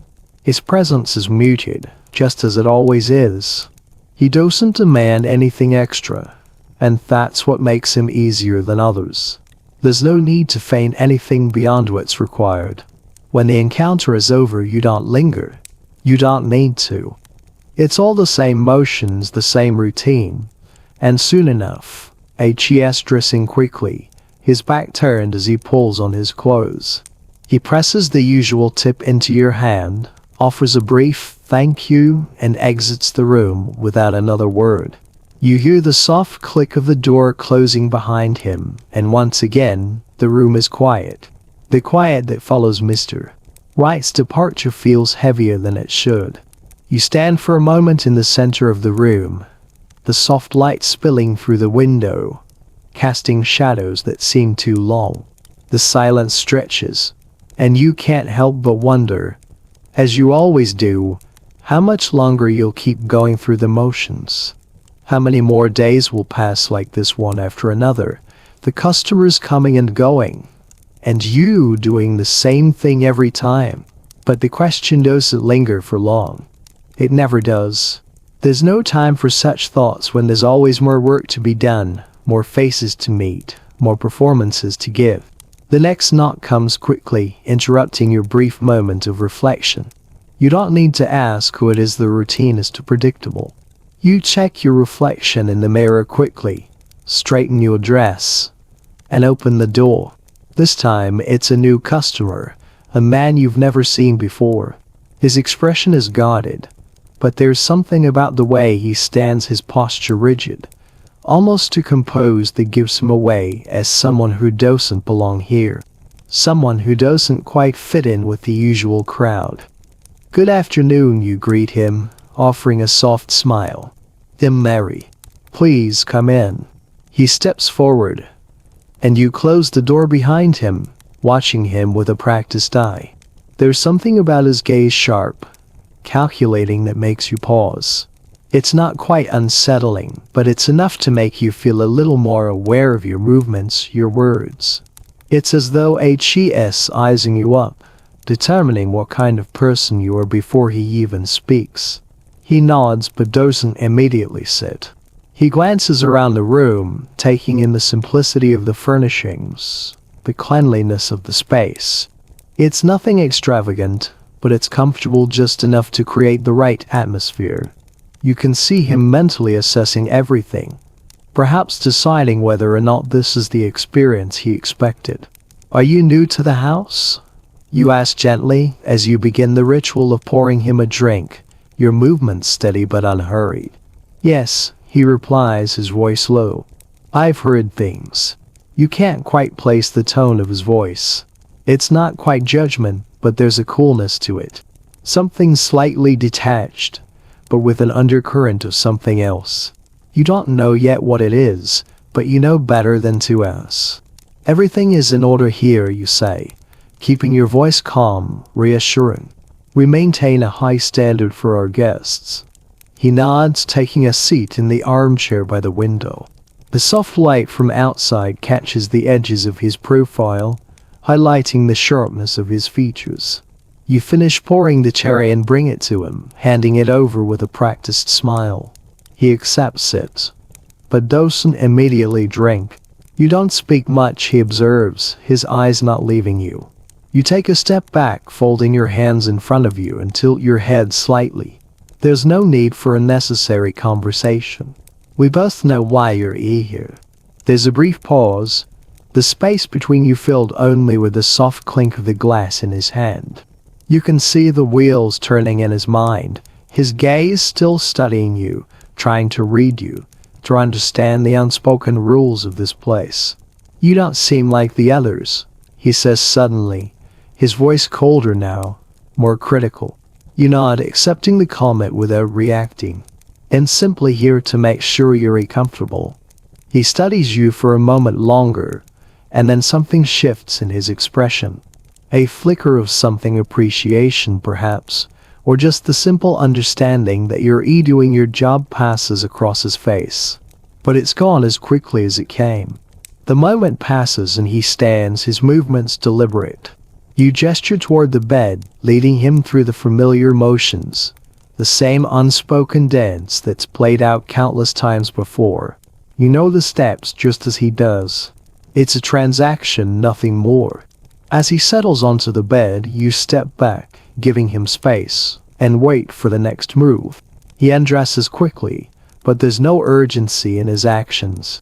It's almost as if he is doing it out of habit, something he has done too many times to think about. You move toward him, your body language soft, approachable but controlled. It's all part of the act, the smile, the slow, deliberate movements, the way you know exactly how to make him feel wanted without giving too much of yourself away. The encounter is quick, predictable. You've seen enough men like him to know that they come here with expectations, but they don't ask for much. He is not rough, not demanding, just a man seeking escape. And you give it to him as you always do. When it's over, he dresses with the same detachment, hardly a glance toward you as he pulls on his trousers and shirt. You stand still, watching him as he gathers his things. There's no need for words now. The transaction has been completed, and that's all that matters. He leaves without a word, pressing a coin into your hand as he exits. The door clicks shut behind him, and you are left standing in the stillness once again. The room feels empty, as it always does after a customer leaves. You stand there for a moment, allowing yourself a brief reprieve before the next round begins. You straighten the bed, once again making it ready for the next guest. The room is still almost too quiet. You stare at the freshly made bed, the stark simplicity of it almost comforting in its consistency. The cycle continues. The silence after Mr. Clayton's departure feels heavy, almost suffocating.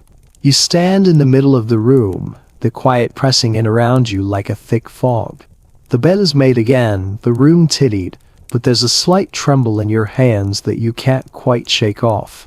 It's a feeling you know too well, a sense of disconnection that comes after each encounter, no matter how routine. You wonder, not for the first time, how many more days of this you can endure, how long you can keep playing the part of someone you no longer recognize. But there's no time for that now. The door opens again, breaking your thoughts, and Mrs. Cartwright's voice cuts through the air, sharp and efficient. "Mary, Mr. Harris is waiting." You take a deep breath, straighten your shoulders, and smooth your dress. The cycle begins again. Another customer, another performance. You know the drill by now, just as he does. It's always the same, the pleasantries, the polite introductions, the fleeting moments of connection that are meant to feel personal but never truly are. You walk toward the parlor, the familiar shuffle of your feet echoing through the hall. Mr. Harris is already seated, waiting for you. His posture is relaxed, his expression unreadable, but there's a certain sharpness in his eyes, the kind that suggests he's here for more than just a quick escape. You've seen men like him before, curious, perhaps even a little too aware of the game being played. "Good afternoon, Mr. Harris," you say, your voice calm and steady. "I trust you had a pleasant journey here?" His eyes flick over you, calculating, appraising. "Yes, the journey was fine, Mary," he replies, his tone polite but distant. "I've heard much about you." You nod, offering a smile that doesn't quite reach your eyes. "I do my best to ensure our guest's comfort." He smiles faintly, his gaze lingering just a moment too long before he stands and takes the drink you offer him. "I'm sure you do," he says, and his voice is smooth, almost too smooth. You can't quite place why it unsettles you, but there's a subtle discomfort that rises in the pit of your stomach. You lead him to the back room, your footsteps measured, the soft rustling of your dress the only sound in the otherwise quiet house. The room is just as it was before, neat, simple, and ready. Mr. Harris steps inside, his eyes scanning the space with mild interest, though there's nothing extraordinary about it. It's just another room in another house, designed for the same purpose. As he sits on the bed, you take a step back, your body language still and composed. The quiet of the room wraps around you, almost too heavy now. You've done this countless times, but today, there's something different. The air feels thick, charged in a way you can't explain. You wonder briefly if he senses it too. He looks at you, his gaze sharp, focused. "You're not like the others," he says, and the words hang in the air between you, sharper than the usual small talk. "There's something more deliberate about you." You feel a slight tightening in your chest, but you don't let it show. "I try to give my best," you reply smoothly, stepping toward him. It's a familiar routine, and yet the tension lingers. As he undresses, his eyes never leave you. You move around the room, preparing the space, adjusting the curtains, straightening the blankets. There's a certain stillness between you both, a strange kind of awareness that you can't quite place. He's different from the others. You don't know exactly how, but you feel it, the subtle undercurrent is something more. When he stands and moves toward the bed, the space between you feels smaller, more charged. You know the steps, the motions. He does too. And yet, for some reason, the usual calmness of the work doesn't settle over you like it usually does. There's a quiet unease that you can't quite push away. You tell yourself it's nothing, just another customer, just another day. But the discomfort lingers in the back of your mind. As the encounter progresses, you realize that you're hyper-aware of every movement, every shift in the air, HES different from the others. And you're not sure if it's just his presence, or if it's something about the way he carries himself. The way he looks at you, it's not just for the performance. There's something else in his gaze. A curiosity. A probing. And that makes you feel exposed in a way you're not used to. When it's over, he dresses slowly, almost deliberately, as if savoring the moment. Though there's nothing remarkable about it. HES still too quiet, still too composed. As he leaves, he presses the usual coin into your hand, but the way he looks at you before he turns to go makes your stomach tighten. There's something lingering in his gaze, something that makes you feel as though you've been seen more deeply than you would have liked. You stand in the now minus empty room, the silence heavier than usual. The air seems colder, the walls somehow closer. You're left standing there, your heart racing for reasons you can't explain. You shake your head as if trying to clear the lingering sensation and start straightening the bed. But there's no mistaking it, the routine has shifted, if only for a moment. The quiet that follows Mr. Harris's departure seems to stretch on longer than usual, the tension he left behind hanging in the air. You try to shake it off, but it lingers like a faint, uncomfortable echo. You straighten the bed once more, smoothing out the wrinkles in the sheets, and fold the linens with a slow, deliberate motion. The room is once again in its pristine state, ready for the next encounter, but it feels different now. The familiarity of the routine, which usually offers some comfort, now feels strangely hollow. You step out of the room, your mind still circling the interaction. What was it about him that unsettled you? His gaze, the way he seemed to study you so intently. You've had plenty of customers who were quiet, reserved, even those who barely spoke. But there was something about Mr. Harris that made you feel like you were being watched in a way that wasn't normal, was just a part of the usual transaction. You push the thoughts aside as you make your way down the hall, the sound of your footsteps echoing faintly against the worn floorboards. It's just another customer, just another job. You know better than to let these feelings linger for too long. If you allow yourself to think about them, to dwell on the discomfort, you'll never make it through the day. As you pass the parlor, you hear the low murmur of voices. Mrs. Cartwright is talking to someone, her voice clipped and professional as always. The house is as busy as ever, the usual rhythm in full swing. You pause for a moment, listening, and notice that the conversation has quieted. Mrs. Cartwright is speaking to another man, a new face, one you don't recognize. His presence, like Mr. Harris, feels different, somehow more charged. You don't linger long enough to overhear much. The work continues, and you can already hear the quiet stirrings of customers waiting, the steady shuffle of the other girls going about their tasks. You make your way to the kitchen, hoping the routine will settle you again. You need it now, something to ground you, to pull you back from the unsettling sense of being caught in a web of expectations you can't quite control. The kitchen is warm, and the smell of fresh bread fills the air.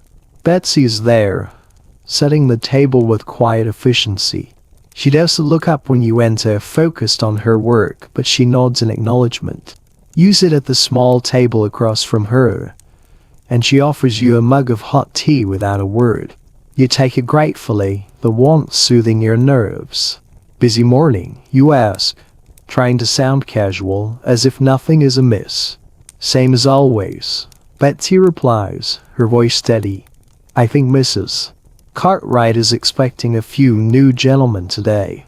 The house will be full soon enough." You nod, taking a sip of the tea. It's comforting in its simplicity. There's something about the quiet moments between customers, when the house is in transition, that feels like a brief reprieve from the constant performance. But it doesn't last long. It never does. The moment you finish your tea, you know you'll return to your role, back into the rhythm of the day. "Do you think any of them will leave today?" Betsy asks suddenly, her voice quieter now, almost as if she's speaking more to herself than to you. You glance at her, unsure of what she means. Leave, you ask, the word feeling unfamiliar in the context of this house. She shrugs, her hands moving methodically as she sets the table. I mean, leave for good. Go somewhere else. I don't know. Sometimes I wonder if anyone here will ever leave this life. Her words hang in the air for a moment, and you feel an odd pang in your chest. You've felt the same thing before, wondered what it would be like to walk away from this place, to start over somewhere else. But you know better than to indulge in those thoughts. You've seen too many girls try to save up to make plans, only to fall back into the same cycle. It's a dangerous hope, one that doesn't often lead anywhere. I think most of us stay, you say quietly, looking down at the tea in your hands.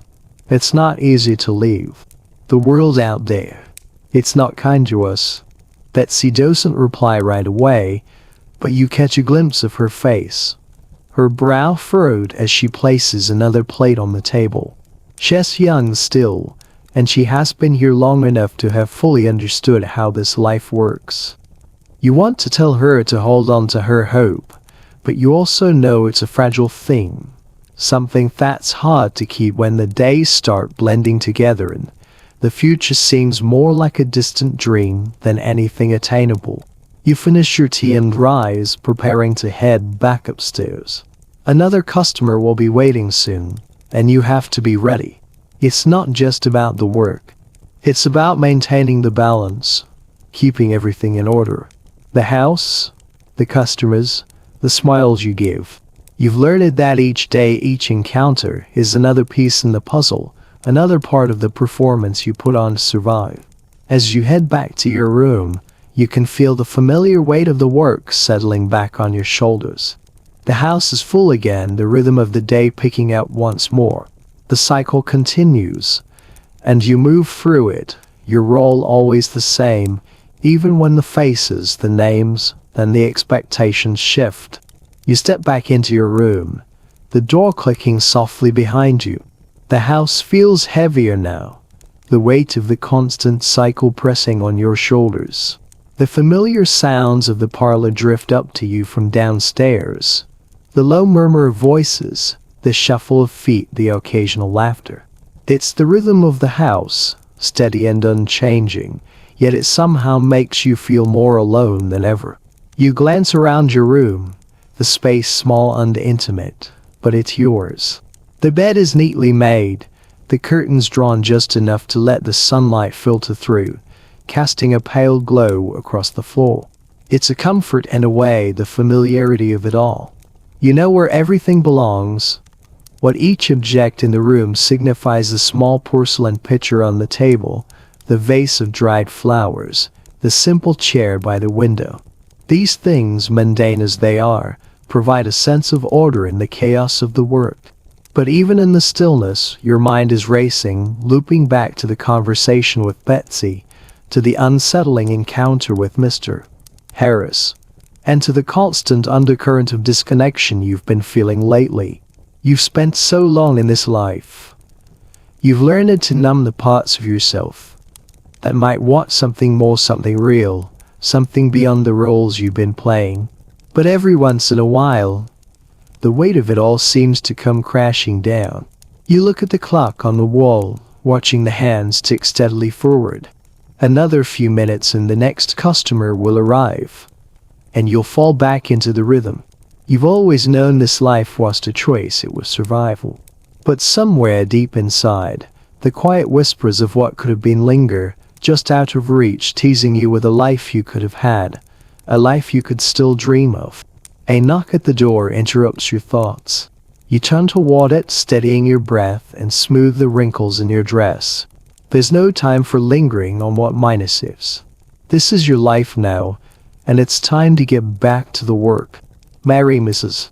Cartwright's voice calls from the other side. Mr. Wells is waiting. You nod, your movements automatic, and rise to answer the door. Another customer. Another performance. Another hour to give. You open the door and find Mr. Wells standing in the hall, looking as composed as ever. HES in his mid-30s, always polite, never too forward, but you can sense the tension in his stance. HES the type who comes for the illusion of intimacy. Someone who wants companionship but doesn't know how to ask for it without making it uncomfortable. Good afternoon, Mr. Wells. You greet him with your usual smile, polite but distant. Good afternoon, Mary, he replies with a nod, his voice soft but measured. I trust everything is ready. As always, you say, gesturing for him to enter the room. He steps inside, and you follow him, closing the door quietly behind you. He immediately looks around the room, taking in the neatness, the simplicity of the space. It's nothing extravagant, but that's part of the charm. You've learned that the simplicity of the room makes it easier to believe the illusion that this is real, that you're more than just someone filling a role. He turns back to you with a slight smile, though his eyes hold a trace of something more, something that makes you feel as though HES studying you in a way you don't entirely understand. Shall we begin? You ask, keeping your tone calm, controlled. You've already assessed his movements, the way he stands, the way he holds himself. HES not here for a show, not here for a grand performance. He wants something quiet, something intimate, but still distant enough to maintain the boundaries of the house. He nods and moves toward the bed, his actions deliberate. You stay by the window for a moment, giving him space to settle in, watching the way the sunlight plays on the floor. The moment feels slow, almost suspended, but it doesn't last. You've learned to keep your mind steady, not letting it wander too much, because once it does, once you start thinking about anything beyond the work, it's hard to pull yourself back. When you finally move toward him, you can feel the familiar distance between you. It's not unpleasant, but it's there, an invisible line that you both understand and respect. You offer him your hand, guiding him toward the bed, and the encounter begins in the same predictable way it always does. The motions are familiar now, almost second nature. There's no real conversation between you. Words aren't necessary when you know exactly what's expected. HES, not one for conversation, not one to ask questions, and you've learned that the best way to navigate this is to give him just enough without ever giving too much. It's a delicate dance, one that you've perfected over time. The encounter's brief, quiet. He doesn't linger long after it's over, dressing quickly and slipping away without much more than a soft thank you. The usual tip is pressed into your hand, but his eyes don't meet yours as he leaves. You stand in the room after he exits, staring at the now empty space. The familiar stillness returns, and you take a slow, steady breath. There's a strange sense of peace in the silence after each customer leaves. It's as if, for just a moment, you're able to shed the role, to stop pretending to be yourself again. But it never lasts long. The next knock will come soon, and the performance will begin once more. The quiet that follows Mr. Wells' departure feels both comforting and suffocating. You stand in the middle of the room for a moment, allowing yourself a few breaths, just enough to steady your racing thoughts. The room is once again empty, and the bed is made, but the emptiness lingers. It's inescapable, the feeling that after each encounter, the piece of you slips further away, left behind in the act, in the performance. The role you play is always the same, but it never quite becomes easier. You glance at the clock on the wall. It's late afternoon now, and the day is far from over. You know what comes next: another customer, another routine, another mask to wear. But for now, you allow yourself a few moments to collect yourself, to regain the composure that's slowly slipping through your fingers. The house hums with its usual rhythm, the soft sounds of girls preparing, the low murmurs from downstairs as Mrs. Cartwright manages the business side of things. It's always like this, a constant flow of work that never stops. The customers come and go, their faces blurring into one indistinct memory. Sometimes you wonder if they even remember you after they leave. You're just a fleeting moment in their lives, something they pay for and forget as quickly as they arrive. The knock on the door comes, sharp and insistent, pulling you out of your thoughts. "Mary, Mrs. Cartwright," calls from the other side. "Mr. Durant is here." You take a deep breath and rise, smoothing your dress once again, as if the simple act of doing so will prepare you for what's to come. The door opens, and you find yourself face to face with Mr. Durant, another new customer. He is well dressed, his suit neatly pressed, his expression calm, but there's something in his eyes, a coldness, perhaps something that immediately sets him apart from the others. "Good afternoon, Mr. Durant," you greet him, your smile as practiced as always. "It's a pleasure to meet you."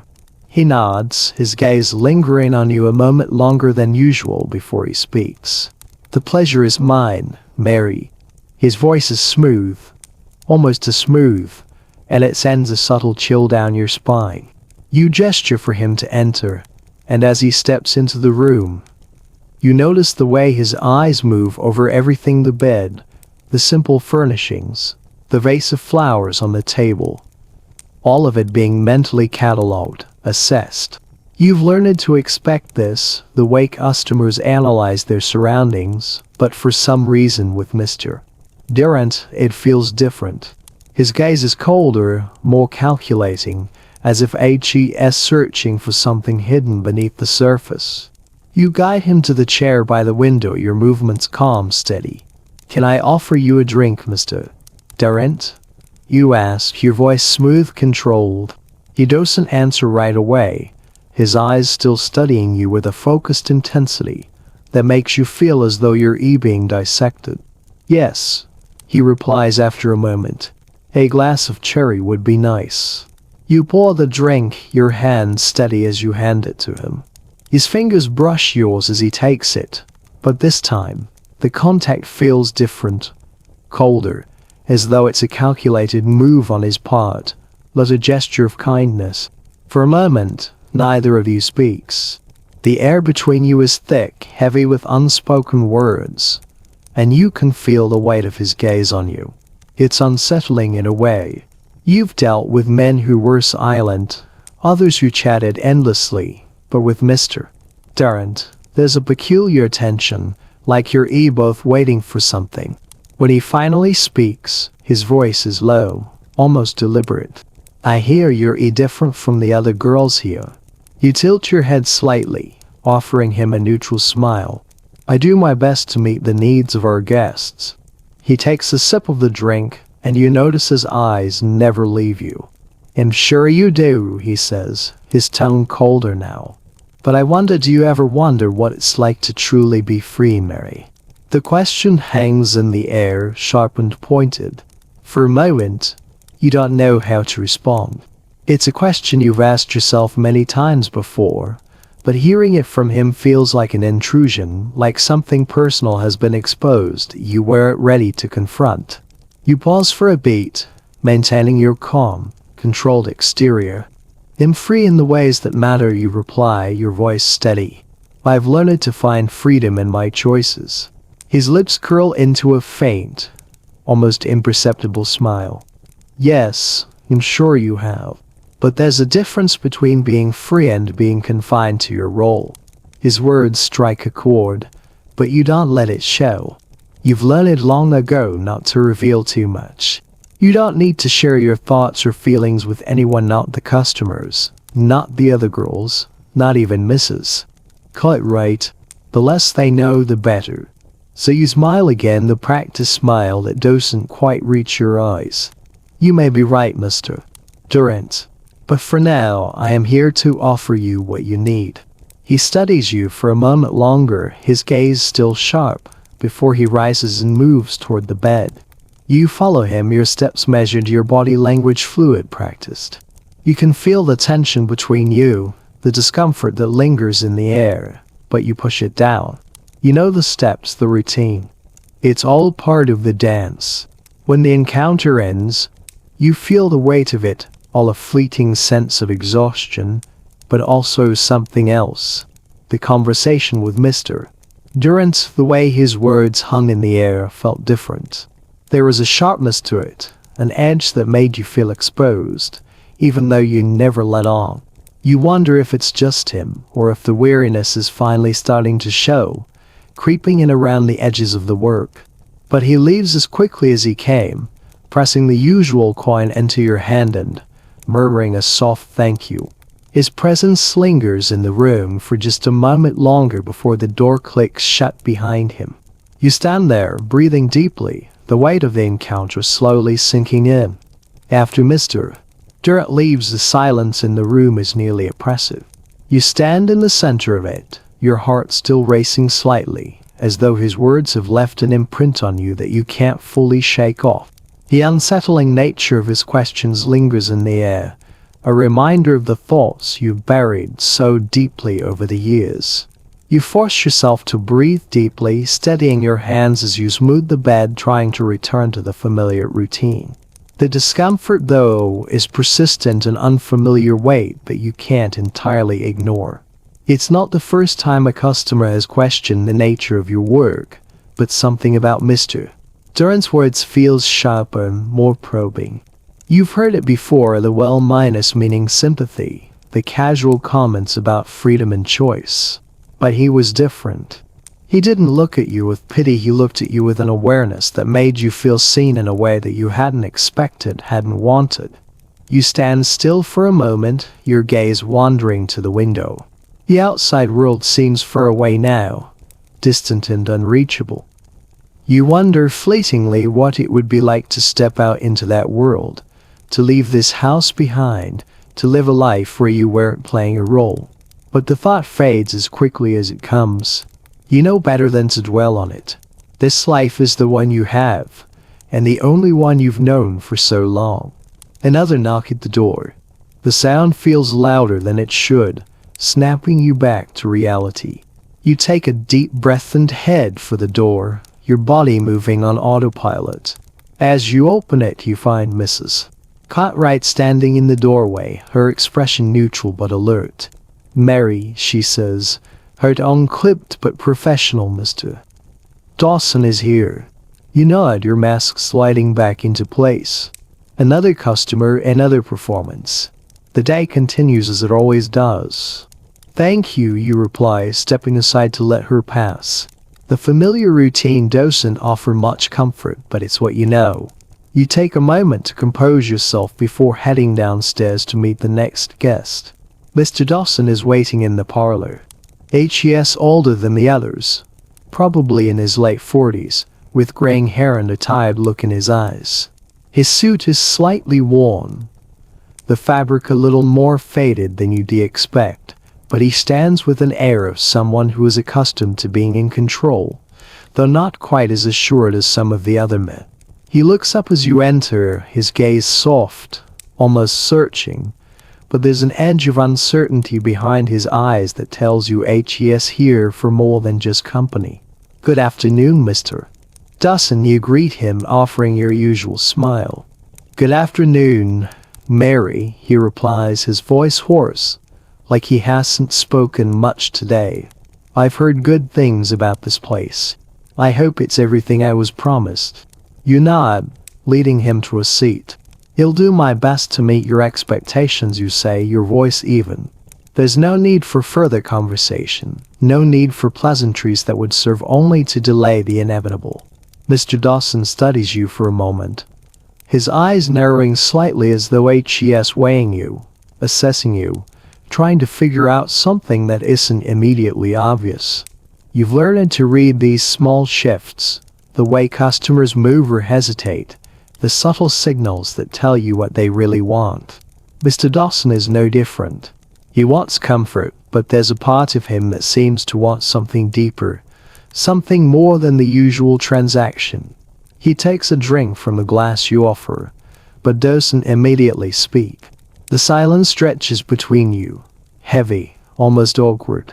You wait, watching him, sensing that he's looking for something from you, some sign that you'll provide him with more than just the routine.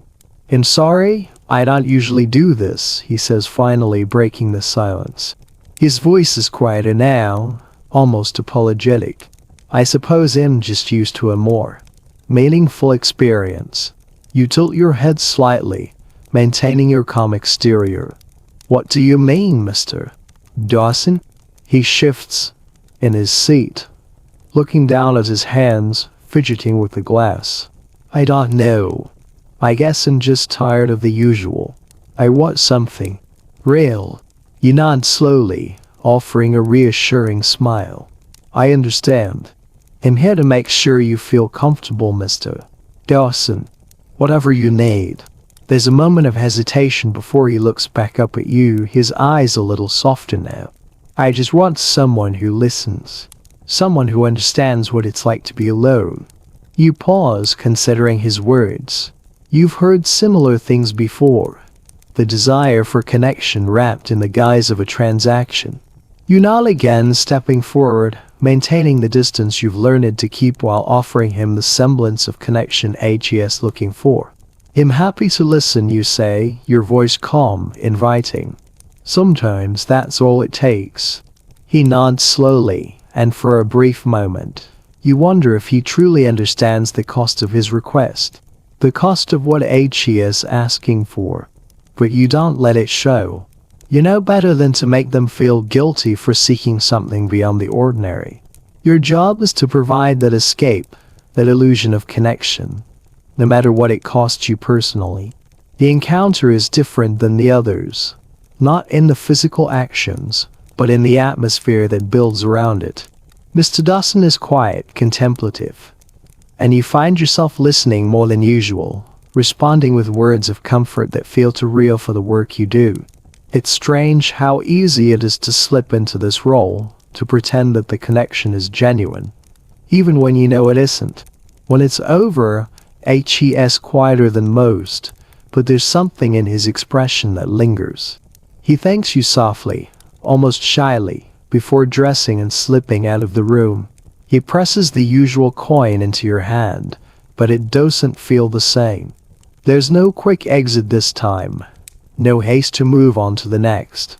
He leaves with a faint smile, and the door clicks softly behind him. You stand there for a moment, the weight of the encounter sinking in. Something about it feels different, more draining than the usual. You take a slow breath, steadying yourself. The routine continues, and you know the next customer is waiting. But for now you allow yourself a moment of stillness, a brief pause before the next round of performances begins. The door clicks shut behind Mr. Dawson, and the quiet returns, heavier this time. You stand in the middle of the room, a slight tremor in your hands betraying the exhaustion that lingers, not just in your body, but in your mind. You've done your best, as you always do, but something about today feels different. Maybe it's the fleeting moment of genuine connection with Mr. Dawson, or maybe it's just the weight of the work finally catching up to you. Either way, it's enough to make you pause to reconsider for a moment. But there's no time for hesitation. You smooth the wrinkles in the bed and straighten the room once again. The cycle will continue. It always does. The next knock will come soon enough, and you will slip back into the role, as you always do. You head out of the room, moving mechanically, your steps a little slower than usual. The house is quieter now, the usual hum of activity subdued for a brief moment. You walk past the parlor and catch a glimpse of Mrs. Cartwright speaking with another new customer. There's a familiarity in her movements, smooth, practiced, but a part of you wonders how much of it is truly effortless for her. How much of the mask she wears has become so ingrained that it's impossible to separate the real her from the one who manages this house with such precision. You find yourself at the staircase, pausing for a moment to listen to the soft clatter of the kitchen below. The smell of the evening meal is beginning to fill the air, a small comfort amidst the chaos. The other girls are likely gathered there, talking, resting before the evening's work begins again. You should join them, take a few moments to sit down and gather strength. But the weight of the day hangs heavy on your shoulders, and you're not sure You have it in you to join in the usual chatter. Instead, you make your way to your small room. The door closes softly behind you, and the familiar stillness envelops you.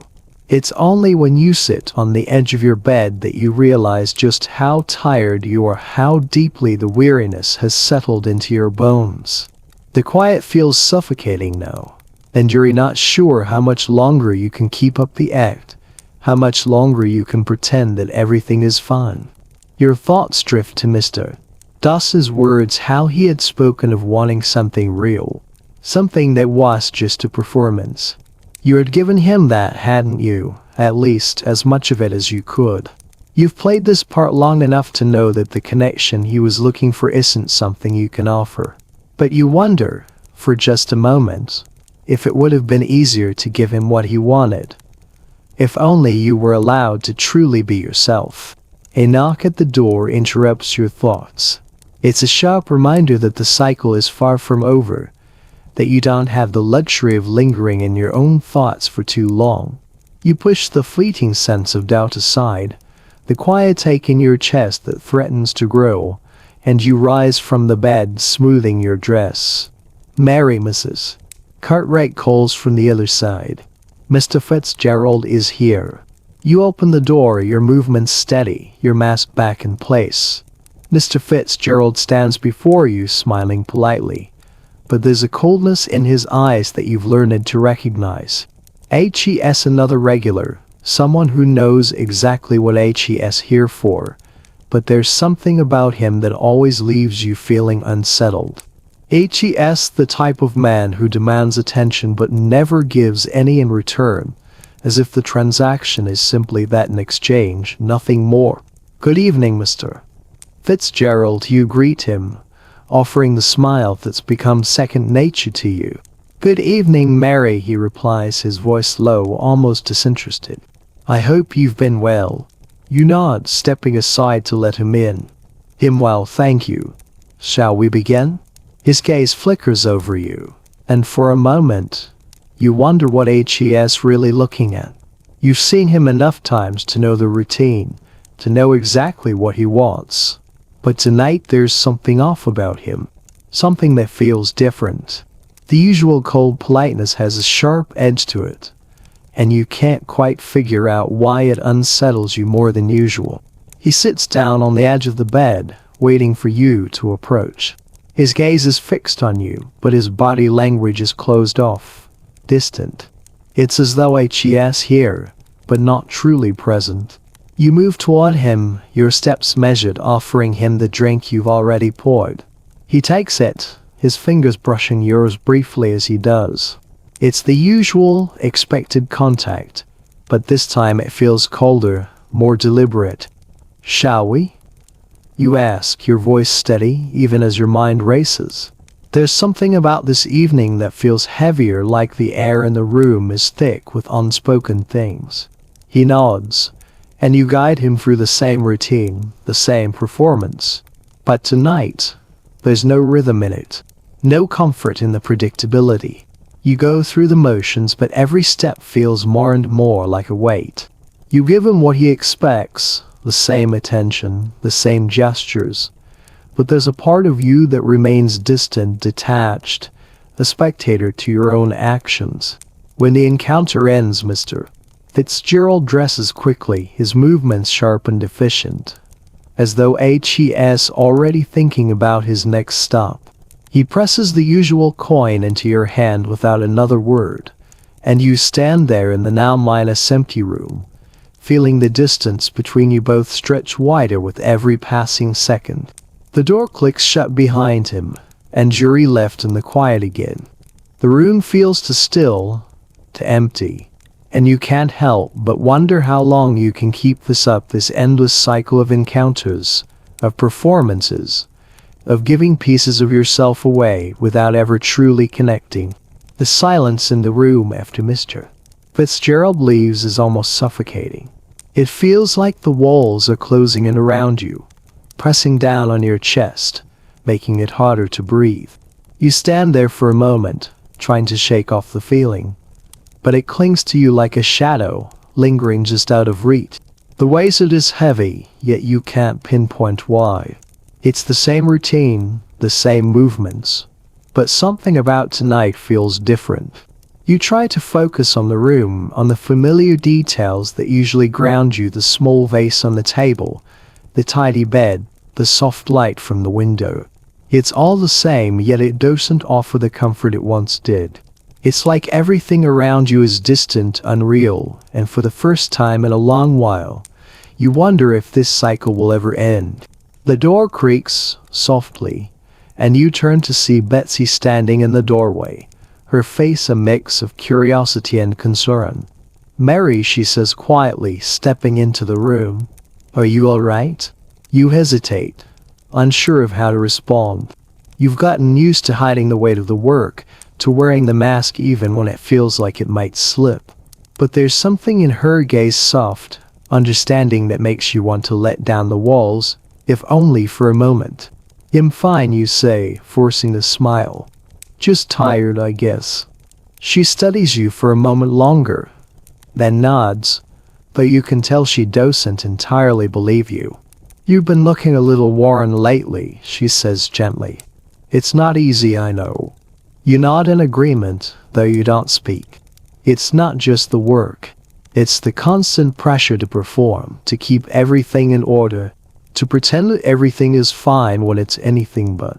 Betsy doesn't know the full weight of it, the quiet emotional exhaustion that comes with being someone else every day, but you can tell she's beginning to sense it. "I know it's hard," she continues, her voice quiet, "but you're stronger than you think. And if you ever need a break, you know you can talk to me, right?" Her words hang in the air between you, soft and sincere. You can feel the sting of emotion rising in your throat, but you quickly push it down. You've learned long ago not to let anyone see how much the work weighs on you. Not the customers, not the girls, and certainly not Mrs. Cartwright. The moment you allow yourself to show any weakness, you become just another part of the routine, another face in the crowd. "Thank you, Betsy," you say quietly. "You'll be fine. Just need to rest for a bit." She gives you a small smile, then nods before turning to leave. "If you ever change your mind," she says, "I'm here." You watch her leave, her footsteps fading down the hall, and for a moment, you stand still, letting the words settle in. They offer a brief comfort, but it doesn't last. The routine calls to you, reminding you that there is no room for weakness, no time for reflection.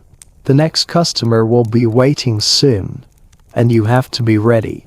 You sit down on the edge of the bed, letting out a long breath. It's strange how even in the stillness of the house, there's always something to do, someone to please, someone to please, someone to be.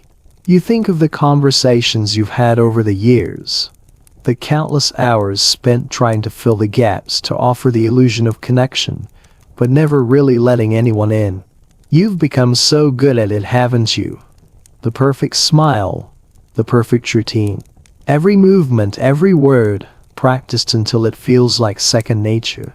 But somewhere, buried deep inside, there's a part of you that longs for something more. A part that wants to step outside the mask, to be real, to be yourself. But that part of you feels so far away now. It's been buried beneath the weight of the work, beneath the endless days of performing, of pretending. And every time you start to feel like you might break free from it, the cycle pulls you back in, reminding you that this is all you have.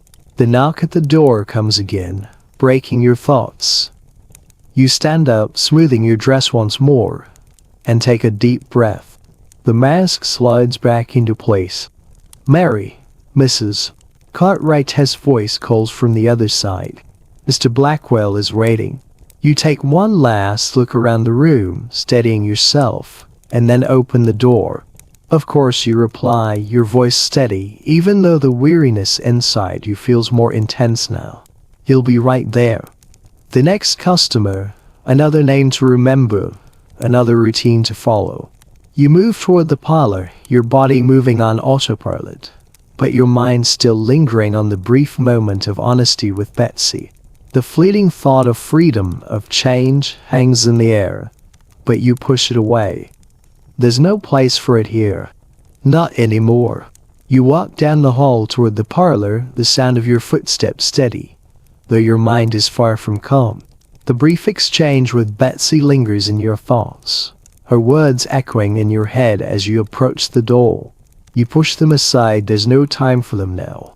Another customer is waiting, another role to place. You open the door to find Mr. Blackwell already seated in the parlor, his posture rigid, his expression unreadable. H.E.S. a regular, someone you've seen more times than you can count.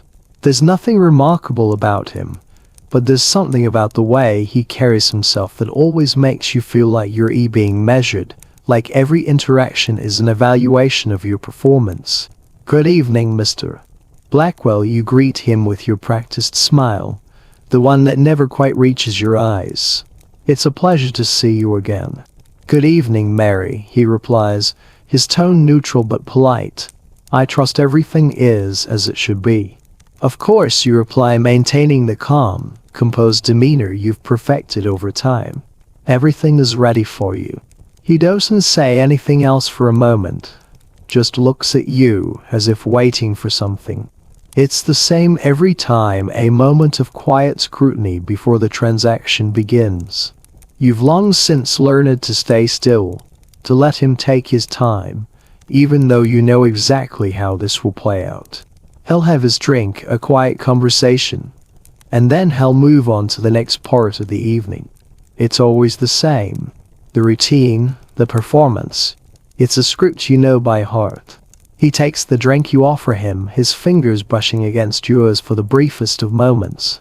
The contact is fleeting, but it still sends a small jolt through your chest, a reminder that you're never truly alone in this, even if you wish you were. You make sure your smile stays in place though, and give him the space to settle in. You've been well, I hope? You ask, keeping the conversation light just as you've been trained to do. Small talk, nothing too personal, nothing that could expose anything more than the surface. Yes, he says, taking a sip of the cherry and nodding slowly. I've been busy, but I needed a break. You know the drill. HES here for the same thing, they all area momentary escape from whatever is pressing on his mind, a fleeting distraction from the weight of the world. You're just a temporary reprieve, a brief diversion, and you've learned not to take it personally. You've become good at keeping your emotions locked away, at performing when it's required, at being the person they want you to be. Shall we begin? You ask, your voice calm, offering him a gentle invitation. He doesn't hesitate, rising from the chair and following you to the room. His movements are slow, deliberate, as if HES in no rush. The air between you feels thick, the familiar tension settling in as you move through the motions. You've learned to read the subtle cues, to know when to step back and when to move forward. There's a rhythm to it now, a dance you've mastered, and the steps come automatically. As the encounter progresses, you slip into the role, feeling the familiar detachment settle over you. It's the same as every time, he is polite, distant, and respectful. There's nothing remarkable about him, nothing to make this moment stand out from all the others. It's another transaction, another fleeting moment in a long line of similar ones. But as the minutes pass, you can't help but feel the quiet take inside you. The exhaustion that always lingers just beneath the surface. The work is draining, yes, but it's not just the physical toll. It's the mental and emotional fatigue of maintaining the mask, of giving yourself over to this performance every day, every hour. You've become so good at pretending and offering the illusion of connection that you're not sure where the act ends and the real you begins. The encounter ends as expected in Mr. Blackwell dresses quickly, his movements efficient, his mind already focused on the next part of his evening. He presses the usual coin into your hand as he leaves, offering a quiet thank you before exiting the room without another word. You stand in the now minus empty space, the silence settling around you. It's always the same, but tonight, it feels heavier. The room is neat again, the bed made, the curtains drawn just so. Everything is in its place, ready for the next guest, the next performance. But you don't move immediately. You stand there for a moment longer than usual, letting the quiet settle in. You wonder briefly how many more nights like this you can endure. How many more customers you can greet with a smile that doesn't quite reach your eyes. How many more performances you can give before the mask finally cracks, before you're no longer able to hold it together. But the knock at the door comes again, pulling you from your thoughts. Mary Mrs. Cartwright calls, her voice as sharp as ever. Mr. Turner is waiting. You take a steadying breath, forcing the weariness to the back of your mind, and open the door. Another customer. Another round of the same. You force yourself to move forward, knowing there's no other choice. The evening drags on as it always does. Each customer a blur, each interaction a well-rehearsed performance. Each moment passing in a haze of familiarity. You move through the motions, not thinking too much, just doing what's required, letting the hours stretch out in front of you like a never-mind ascending series of small tasks. The work doesn't change, doesn't slow down. The faces shift, but the routine remains the same. As the last of the evening's customers leaves, pressing the usual coin into your hand and murmuring a polite thank you. You close the door behind him and stand there, your hand still holding the tip, though it feels heavier now than it ever has before. The room is empty again, the silence wrapping itself around you like a cold, familiar cloak. You've been here too long. You've done this too many times. The thought creeps in again, the one you've been pushing away for days, for weeks, for months. The question you know better than to ask but can't help but wonder: how long can you keep doing this? How long can you keep performing, pretending before the mask cracks? You stare at the empty room, the neat bed, the chair where the guests sit, the same objects in their usual places. They are all so familiar now, familiar maybe. And yet, none of it feels like yours anymore. It's all just part of the house, part of the job, part of the endless cycle that continues with no end in sight. You sit down on the edge of the bed, the weight of the day finally catching up with you. The exhaustion isn't just physical, it's mental, emotional. You've become so good at giving parts of yourself away, so good at pretending to be what everyone expects, that you don't even know who you are anymore. There's no room for anything else. No space for your own thoughts or desires. Just the job. Just the next customer. The knock at the door comes again, sharp and insistent, breaking the stillness. Mary Mrs. Cartwright calls from the other side. Her voice is just as sharp as always, businesslike, professional. Mr. Green is waiting. You rise, smoothing your dress automatically. It's the same pattern, the same performance, the same mask to put on. You step toward the door, your body moving on its own. No hesitation, no thought. It's all you've known. As your hand reaches the doorknob, you pause. For a moment, there's silence. The house, the work, the customers, all fade into the background. In this brief moment, you're alone with your thoughts. Alone with the question that has been growing inside you for some time now: is this all there is? You turn the knob, opening the door. And as you step back into the rhythm of the house, the question remains unanswered, hanging in the air like a shadow, just out of reach. For now you move forward, because that's all you can do.